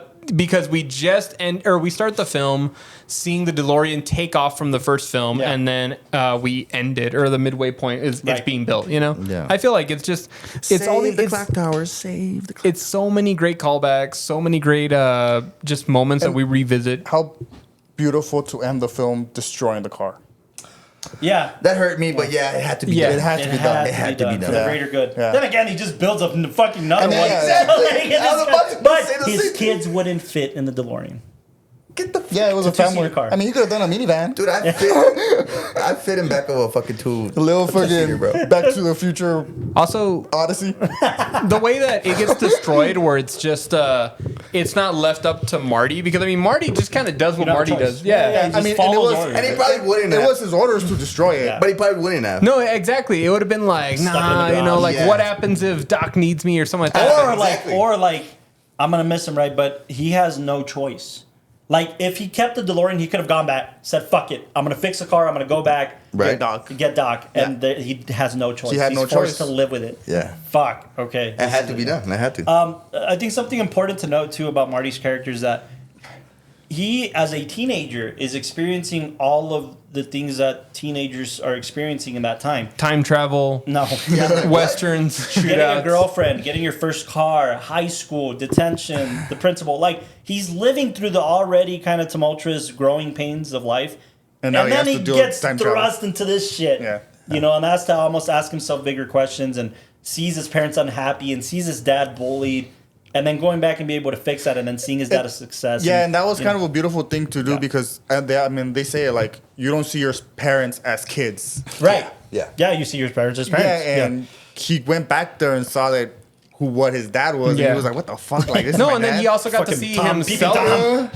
He also got to see himself as a dad, you know? Yeah. And see himself as like kind of a screw-up father. And then later on, I mean, that's where I think the third one's just so good, where you finally see him matured and a little bit more level-headed. He's matured for sure. Yeah, absolutely. And that's great. Like, it's just great seeing all these moments where it's like he even has to tell Doc, like, no, we gotta be strict on this, or you're like a scientist, you know, and being more responsible. Where that's true. On the third one, when you see him in the beginning, like I think his intro in the first film is that he's on a skateboard and he goes and he's gonna play the guitar, and it's just this goofy, reckless kid.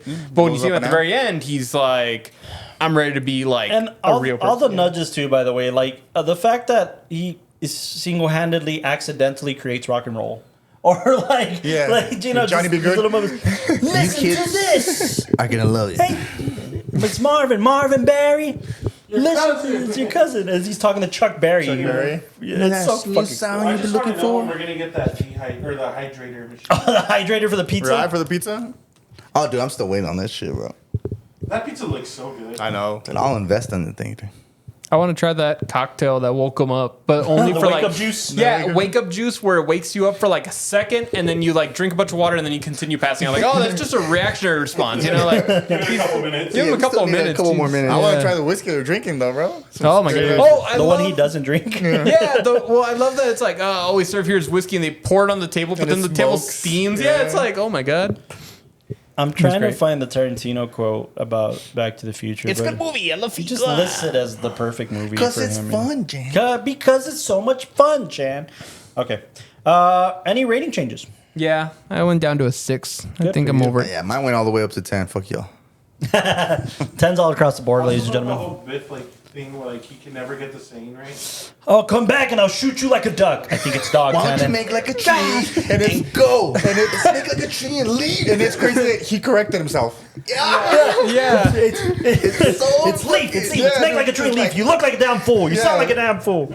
That's great. That is true. Yeah, There's he just so corrected much. himself. Old man so correcting. much. So like, I think my favorite It's clever. Biff joke is when he's like, oh, like tomorrow. It's like, no, wait, we're robbing the bank tomorrow. And it's like, what about Monday? Are we doing anything Monday? no, he's like, oh, what I about? forgot about that. Yeah, like, I just love where it's like, Are we oh, good well- Monday? Yeah, he's like, oh, we'll see you tonight. It's like, no, tonight's the festival. Oh, tomorrow. No, we're robbing this thing robbing- tomorrow. It's like, what about Monday? Are we good Monday?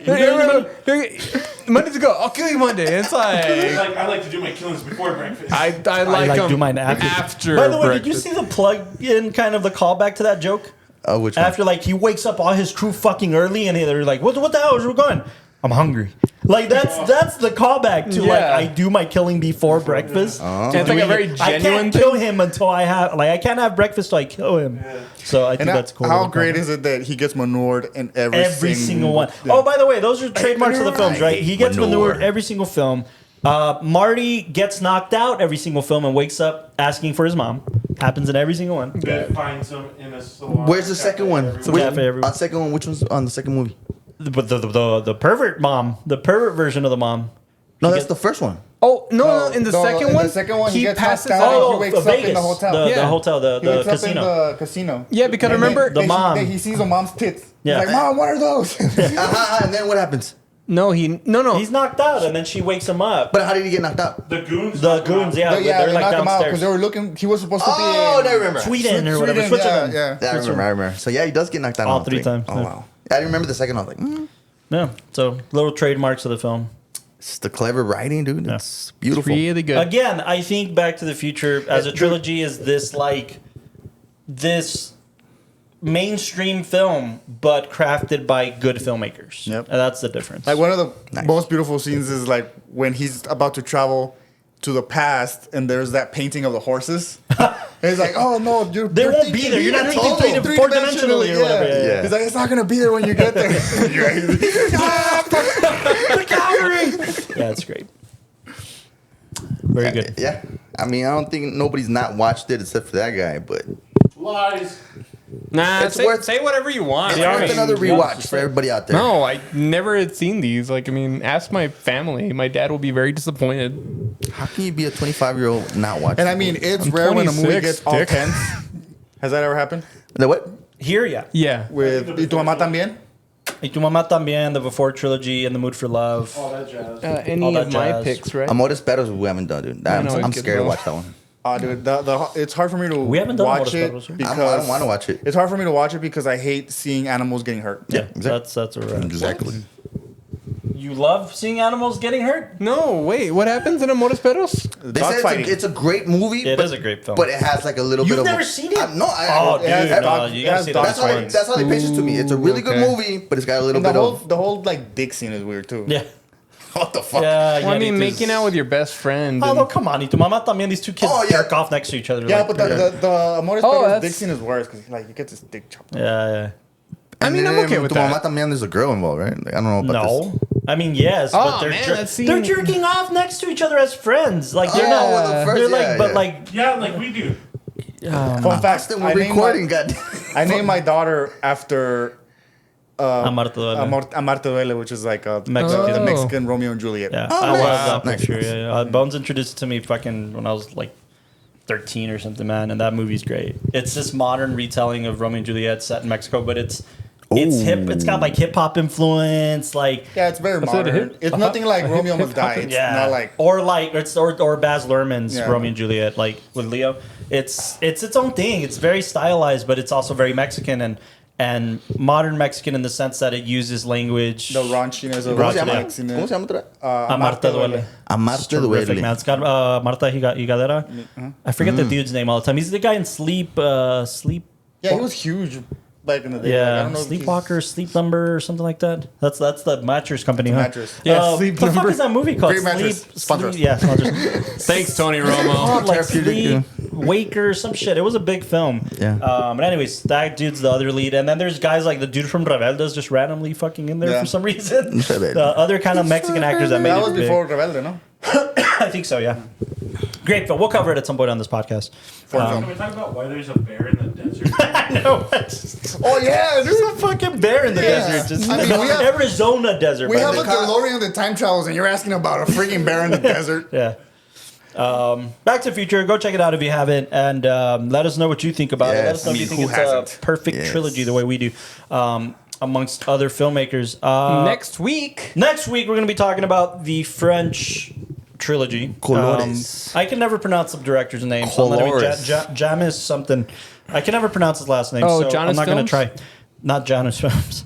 Jamis, let's say Kaminsky or something. It's a very long, complicated. Krzysztof Kieslowski. Krzysztof Kieslowski. I'll go with that. I thought it was French.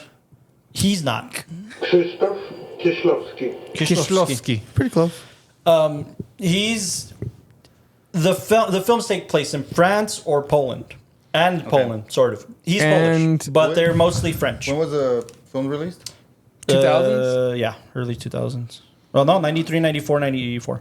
So it starts with blue, white, and red. French old wave, yeah. No, but it's this great trilogy that just talks about different factors of life and what side of the coin you should be on any of these two characters in each film. Or sometimes it's three characters where you're kind of whose side of the coin are you on? And it's I think it's just terrific trilogy. When I saw it, I had always heard of it, and then Criterion I think this is going to be a conversation I'm excited to have, but a conversation of how thin can you make a thorough line for a trilogy and it's still all connected. Yeah, because basically the through line is old woman with the bottle, and they take place in France or Poland. That's it. That's it. No, and then I mean even then, it takes place in France, but like the middle one is somewhere completely different. Poland. Yeah, exactly. So like that's why Poland, France. That's but and again, it's like we're going from one trilogy which is very very linear to something that's going to be a lot more abstract, but we'll see how that plays out in a trilogy manner. I think has more substance than like Back to the Future. You know, it carries a lot more substance on just being a reflection of humanity. I think it's great. Definitely cinema. Definitely cinema. So check it out before next week so you can talk with us about it. It's on the Criterion channel, which it's on HBO Max. Oh, so HBO has a deal with TCM and Criterion, and they just stream the same films basically. It's pretty nice teamwork. So it's on Max. Just subscribe to the Criterion channel. I think it's like $8, and the curating. Don't do it. Do they have them 4K? They do. Don't do it. They do. The next 5 people to subscribe get 1 month free. Criterion sponsor us. I have Carlos logins. Yeah. You guys have mine. All of you, I think. No. Yeah, you do. You should. You can.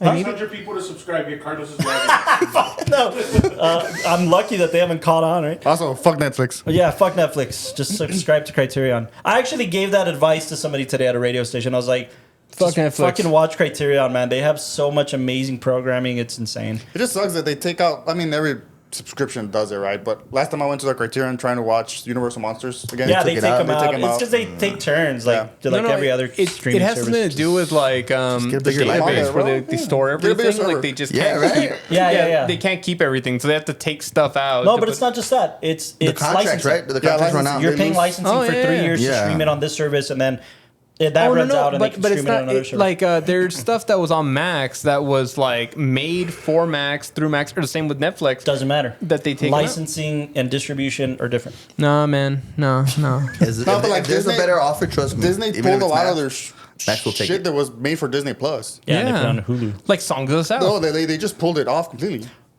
Oh, you were talking about that thing, right? The Hulu, It's Always Sunny thing? Now About the episodes that Yeah. they pulled out. Or Songs of the Past I've watched. Songs of the South? Or But I think when they had it in Good. Netflix did the same thing. Huh? I found it online. It's funny. Yeah. Anyways, They make slavery look fun. Criterion. Cut that out. Criterion is just great programming, but it is on there. 3 Color Trilogy is on there. After that, we're going to be covering Westerns for a whole month. Yep. We're going to talk about Howdy howdies. Ballad of Buster Scruggs, There Will Be Blood. Blood Will Be The There. Pick that one. Searchers, The Founders. And something that Is this after the live show, right? after the 100th episode. We yeah. already We're had the 100th We've already episode. had Yeah, it. that happened like 2 Yeah, weeks didn't you ago. watch it? Yeah, dude, you were there, yeah, I bro. watched it. You were there, bro. Wink, wink, nudge, nudge. Thumbs up. Subscribe. Yeah. Leave a comment. By the way, just heads up, because somebody actually brought it up, and that somebody was my wife. We got a formal email from my wife requesting films because apparently. She can't talk to you over lunch or what? Yeah. No, but it's 'cause she's like, "Oh, you guys cover this one." I'm like, "Yeah," and then I just don't remember. I'm not covering Mean Girls, bro. Mean Girls, I'm not covering. No. I told her this, and I was like, because she was like, "Yeah, you guys should talk about like how to lose a guy in 10 days." I'm like, "We're not." No! gonna talk about lose a guy in So 10 days." Legally blonde. for Western Month, we're doing Rosemary's Texas Baby. cinema. No, we're not. Hereditary. No, just seriously. Dawn Western month of the- seriously. Shut up. Western Yeah. month. We're doing the Searchers. Ballad of Buster Founders. Scruggs. There Will Be Blood. I Hell or think High that- Water. I'm thinking about changing the Searchers for No Country for Old Men, but I'm not sure yet. More than 'cause- likely the Searchers. Most And country for young then men. Halloween month, War month, Christmas. In January, I'm skipping over them on purpose. On January, we're gonna start doing more months where we just take requests. So like January and I think like March or something like that, we're gonna do nothing but requests because like Bones alone has requested like 10 movies. Yeah. And we've only done like Spirited Away. But they're all like I his love A Wonderful Life, by the personal way. porn. Yeah, It's a Wonderful Life for Christmas is my pick. Yep. But we're gonna do like request month, and then I think maybe again in June or July or something. I know we have it at least twice for next year's calendar. No, I thought we did like a No, couple we request had months. we had one big request month, and then the other ones we're gonna try to. we're fit gonna be in, doing. right? Can I nudge one of them? Yeah, So what we're gonna be doing a lot more is a tours month, that's right. and that's for a very special reason. But we'll talk about that more. Maybe, Yeah. future. We can't talk maybe about when it. this gets traction, Patreon exclusive episodes. Patreon exclusives. When people want Help to give us us out. money for yeah. sitting here. Yeah. Input Anyways, your just movie that wants to get reviewed. stuff that's coming up. So let us know what you guys think. Type it in, comment. Go watch 3 Colors Trilogy so you'll be caught up. It's gonna be a great I episode. also watch Back to the Future. It was fun. Again. because you've seen it. And Come on. again, I haven't. and again. They've seen it. Everybody. I'm kind of jealous that you guys went to Alamo to watch this because Same. There's my- no Alamo in Dallas right now. they're gonna reopen August 20th. Nice. Wait, what happened to the one over in They closed all of them. in the Dallas all the Fort ones Worth in area. DFW Why? were owned. It was franchised. Yeah. Yeah. So the guy went bankrupt and closed all the Alamos. So now Alamo stepped in Bought and them back. bought it back. and they're Sony reopening them. bought Alamo. Alamo bought back all its theaters. That's good. Yeah, so they bought back and they're gonna trickle opening. So Nice. the one close to my house opens August 20th. Yeah. Oh, Which is great really? because on Tuesdays, since I have a child, Tuesdays is take your kids to the movies day in Oh, the that's mornings. cool. So it's a bunch of parents That's cool. crying children in the movies. That's it's okay. great. I We know love what that. we're doing. Bose puts earplugs in. Oh man, I went. It would be great if they gave you like a Bluetooth headset. It's like here. Hey, that's a good idea. Hey, listen. No, good I idea. went with my family to go watch Inside Out 2, but my And you parents. started crying. No, my family Yeah, they had take they never knew, like they loved Alamo for the fact that like, you know, it's adults in the theater, you can order food and drinks and all that, but they didn't know that Alamo did like family screenings and like it listed when you're buying the ticket, Yeah, but family, they weren't kid-friendly aware what or that was. So we got our tickets and we get there and then there's these kids like running around and crying and stuff like that and my dad's like, what happened to Alamo? When did they let all these inside? And he was just like thrown off. But you know, Me with it's Do Disney. they still turn the lights off during those, or they leave them on? no, they turn them off. They only leave the lights on for like sensory days, like if you have like a certain condition and all that. Me at Disney. What the fuck are all these kids doing here? Like, this isn't normal. I don't know the kids here. Well, it's because they're drinking with you in the Yeah, German that's one. what- It's like, they're in like Olga's Cantina with me having a beer. And I'm like, And I have a countdown for when Alamo opens because I haven't been to the movies in August like 20. 8-9 months. they don't have like a Cinemark down there? Or? Yeah, dude, but I have a child and no babysitter. Yeah. That's why there's Cinemark, you know? They'll let anybody in. I kind of feel like you could shoot up I'm in like a very Cinemark. self-conscious of like if Oh, I'm sorry. if it happened like if I was there and I like there was a screaming child, I like judged them for it. Yeah. I feel like I'm gonna be judged because I judged them. So I don't want to be that person. Yeah. That's true. No, but like, by the way, just like I'm gonna start kind of talking about that a little more. Just like not taking your kids to the movies. No, Alamo and like Criterion, like all these. For me, Alamo's the best fucking movie theater chain because of its curation. Like they have kids parties. It was born in Texas. And it was born in Texas, in Austin. And it's like everybody's favorite chain, man. Like, can I say? I can't. I talked to a very famous filmmaker who, like, he loves Alamo. We'll talk about that. We'll talk about that later. But yeah, I mean, it was born in Austin. Tarantino would premiere most of his films there and shit like that. But what I love about it now is, like, you could take your kids to a movie party. And it's more involved than just take your kids to fucking Cinemark or whatever. Cereal parties, yeah. Like Sandra and I went to a Grease sing-along once, you know? Like And the food is so much better. the food is so much my better. God. Oh, Yeah. dude, have you ever gone to the Cinemark dine-ins? They closed the only one in El Paso because that sucked. Trash. Yeah. Yeah. I've gone to the one in DFW, which is I forgot where the hell it is. Richardson, Northwood. No, it's on. Yeah, whatever.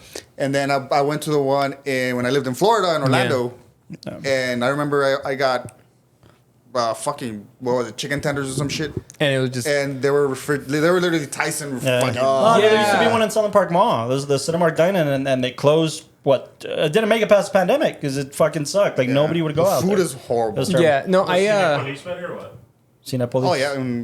Well, I haven't. There's one in DFW. I There haven't gone is. to that It's one. like downtown Dallas though. There's one in La Gran Plaza. Oh yeah, no, but that one's always been there. But Yeah. they put one in downtown Dallas did across they? from the American Airlines Center. I've been to Yeah. the Cinepolis in Juarez, and I had some of the best sushi there. Oh yeah, that's the best one, dude. Or No, the Las Misiones. Sí, las misiones. That's the same one, yeah. I've been spoiled by Alamo because, like, my tradition lately has been if I go to see a pretzel. movie. Huh? The Yeah, pretzel. it's a pretzel and a beer. It's the best combo. Really? Yeah. I'm You gonna get try a that. pretzel, you get a beer, and then you just sit down and you just have a great time. A little IPA with a pretzel. Yeah, I love it. For my And wife is popcorn with cheese. And then Cheese throws- or butter? Like nacho cheese. Yeah, She gets popcorn, nacho cheese, and hot Cheetos, Okay, and damn. a Coke icy. that's the only cool thing about AMC. AMC got ahead of the game and would mix the hot Cheetos in with the popcorn for you. We just went to go watch Maxine at AMC, and Sandra was like, That's the old Carmack, right? "Yes, Yeah, that one's horrible. it It's was dirty. It was not anymore." Dude, but I I think, loved it. The Lee Trevino one they cleaned up. dude, but I Yeah. want to say that almost every AMC is trash. Yeah, yeah. Dude, I remember the And I- restrooms were horrible. I was like, And before, what's going on here? before I thought AMC, like, I thought highest of AMC. Yeah. Before they Dallas. came to El Paso. So when I went to the Dallas one, I was like, damn, AMC is awesome. Like Yeah. reclinables, like none of that was here in El Paso Yeah. yet. It was just like. And now I'm like, dude, Cinemark shits on AMC. yeah, Yeah. yeah, for sure. I mean, Alamo's on another. By the way, level, right? and it's great because though there's a weird shuffle of like theaters are closing and whatever, right? But like they opened a new Alamo by my house and it's fucking great and it's like luchador themed and they still kind of cater to that kind of stuff. But there's also a Cinemark opening with a fucking bowling alley near my house. So like, Oh, that's true. yeah, They're just trying gimmicks to Yeah, like get people through. get But back what to the else? theaters. My understanding, Cinemark bought out a company that does their movie theaters like that. Yeah. But that's super cool. Though. Like, It's cool. Yeah, I Yeah. don't care. Yeah, I don't make it care. a movie night. I don't See care the how movie you get with the fucking people pins to. in the back. Oh, dude, look, because Sandra, like be my fucking brother's opposed like a to big kind of proponent of this. Like, most people want the recliners and the comfortability. And then, like, one time, I took Sandra and my brother to downtown Dallas to a theater called the Angelica Theater. It's called the Angelica Film Center. And there's one in New York, there's one in Dallas. in LA, and there's one in Dallas. Basically, that's it. But it's a film center where they're curating films that nobody gives a shit about, basically. And there was a heist film that we all wanted to see, and they were only showing it at that theater. But it's an old school theater, you know, like the Texas Theater in Fort Worth or in Dallas. I mean, It's a shitty seat. the shitty seats, but it's a classic theater. clamped But together, yeah. we went to like the Los Feliz Theater in LA, and we saw a 35 millimeter print of Being John Malkovich, and we went to the Plaza to see There Would Be Blood in 35 millimeter. I fucking love that, dude. I love the classic theater thing. I think that Yeah. should stay to an extent. I don't think comfort is everything. I think comfort But I allows mean- you to get distracted, to not pay attention, to like fall you're asleep. fucking fall asleep for or whatever. sure. No, but I mean, also like it's a genuine theater. Like at least when you're talking about like the Plaza, Yeah. where Yeah. they'll do films there, and when they do, it's magnificent. It's but then the when biggest screen in yeah, Texas. but then I also Quite went to go watch literally. like Hamilton there, and I thought Yeah. it was great. The Plaza Theater. Okay. It's the biggest screen in Texas when they're screening films. But So plays, operas, whatever, concerts and stuff like that. Interpol just played there. Yeah. No, I feel like keeping the theater experience alive in whatever way you're able to do it is good. And I feel like that's what Alamo does best. It's getting all the best things of dine-in theaters, of recliners, of curating classic cinema, of curating craft modern cinema. Craft beers, like Flick's Brewhouse, right? That does that, but Alamo does it too. Like food. But when are they bringing those? Everything. Those 4DX, whatever. Okay, I think Cinemark is still holding reins there. Yeah, because like for me, like you went to the X screening, whatever. For Avatar. We did that for Avatar. Didn't you go with us? No, you didn't invite me. The basket case situation. That's right. Please remind the audience. Let me tell you, like when it comes to movie theaters, El Paso is probably one of the best ones. Fuck yeah, cities. Really? Yes, dude. Compared to the DFW area, like the Metroplex, it's so vast. Even like if you go to like a shitty movie theater, and like they're like we have so many places to go, but the best ones are far from each other. In El Paso, dude, you got the 4X screen or whatever the hell it's called. Where's that one at? No. It's one of the Cinemarks. I think it's not the east. Oh, it has to be the east. Maybe it's one of the Cinemarks, and it's crazy because there's only a handful of them, and like one of them is in El Paso, and there's one in Dallas, like it's in Frisco, I think, and then you have two Alamos. Cinemark West. Oh, it's in Cinemark West. Yeah, let's go see Twisters, bro. I'm down. The 4DX. Yeah, that one. Are you talking about D-Box? No. There's like a 4DX. The 4DX. See, I don't even understand. I just want the one that moves. Oh, that's D-Box. That's D-Box. Yeah, I did that. I think I did that for. Is it worth it? Last time I did it was for Jungle Book. Oh, and it was great. For which one though? It was for Haunted Mansion. Oh, that's fucking cool. Would it work with the thing? Yeah, let's go. It's fun. It throws you off sometimes, man. But with like Twisters, dude. Yeah. Well, I've heard that for Twisters, it's really fun if you do like one of those like 4D experiences where there's like wind and rain and all that. Bro, let's do this. No, I'm down. I am down. Let's I am do down. this. But like, because there's only like few amount of D-Box seats. So when we saw Avatar in ScreenX, dude, I thought it was fucking brilliant, man. I thought that experience was amazing. Like to be immersed in a 240, 260 degree angle thing. I thought it was fucking great. Yeah, and I've been wanting to do that, but in DFW, I think the nearest one is in Frisco, which is like an hour away from me. Yeah. No, all the Cinemarks here have ScreenX. Well, I think the one that takes the cake. It wasn't like that when we first went. It was Tinseltown was the one that. Because Avatar was the first film they did it for. Yeah, we know which one takes the cake, right? Alamo. The Sphere. Oh, in Vegas? Yeah, that fucking dope. looks By the way, like, I just had like this last Saturday, right? I loved my Saturday with my wife because we woke up in the morning, had breakfast or whatever. Yeah, you did. Yeah. We went to go screen at the Plaza Classic Film Festival. We watched Kiki's Delivery Service. And then that afternoon, drive to the Northeast and watch another film because it's the proximity. Again, you could do that. You can hit like all of El Paso in like 15 minutes. Yeah. I mean, that's kind of been our tradition with Christmas. We'll watch 3 films all day, Christmas Day. That's our tradition. Is like, yeah. But movie theaters, like. Here's a question: have you got? Is there a theater here in El Paso that you haven't gone to? Yeah. No. Because I remember one time when with a girl, I was just going to which ones I haven't gone to. The adult drive-in. No, I've been there. We scouted it for a music video once. Sure. Yeah. Oh, what about that sketchy one that's like a Montana? I forgot what it's called. No, they're talking about the drive-in, but I'm talking about the one that's there by yeah, that's the drive-in. There's 2 of them. There's one by Reynolds. Yeah, like by Reynolds. The Scarlett one's not open. Montana and Reynolds. Montana and Reynolds. Oh, I don't know. Montana and Reynolds. Yeah, there's one that's like by like a meat market. It's it's like in somebody's backyard. Oh, that's right. Yeah, the Blue Moon Theater. No. It's near the Pizza Hut. That's like there on Montana. It's like in that shopping center, and there's one that says Reynolds? like. Oh, is he talking about the old Montwood Theater? No. Oh, then I don't know. I missed that theater. When are we gonna mute? Anyways, no, I think I've been to everyone in El Paso. But again, because by the way, that wasn't by fucking choice. Maxine was only screening in AMC in the Northeast, so that's why we went there. But again, you could do that. Like I remember we used to watch The Irishman in fucking Flick's Brewhouse because it was the only one screening it. I like watch that. Silence at Cinemark Cielo Vista, La La Land. I saw it at Cinemark Cielo Vista because it was the only theater. Where are you at, dog? Look at the screen. I'm looking up. That's Montana and Reynolds. Look. Where's the Pizza Hut? Where's the Pizza Hut that we go to, Austin? Eros. It's called Eros. That's a sex shop. No. But like, they have. Are you really? talking about a porno theater? Yeah. Room with a large screen. This guy. No, That's apparently. my house. Apparently, at that place, like if you go there, there's a theater in the back, and That's it's what they told you for sure. no, and it's one of those where like I think you like put money into a vending machine and you just like it opens the door and you go through. Oh, And like then, Maxi. Oh, I thought it was a glory hole.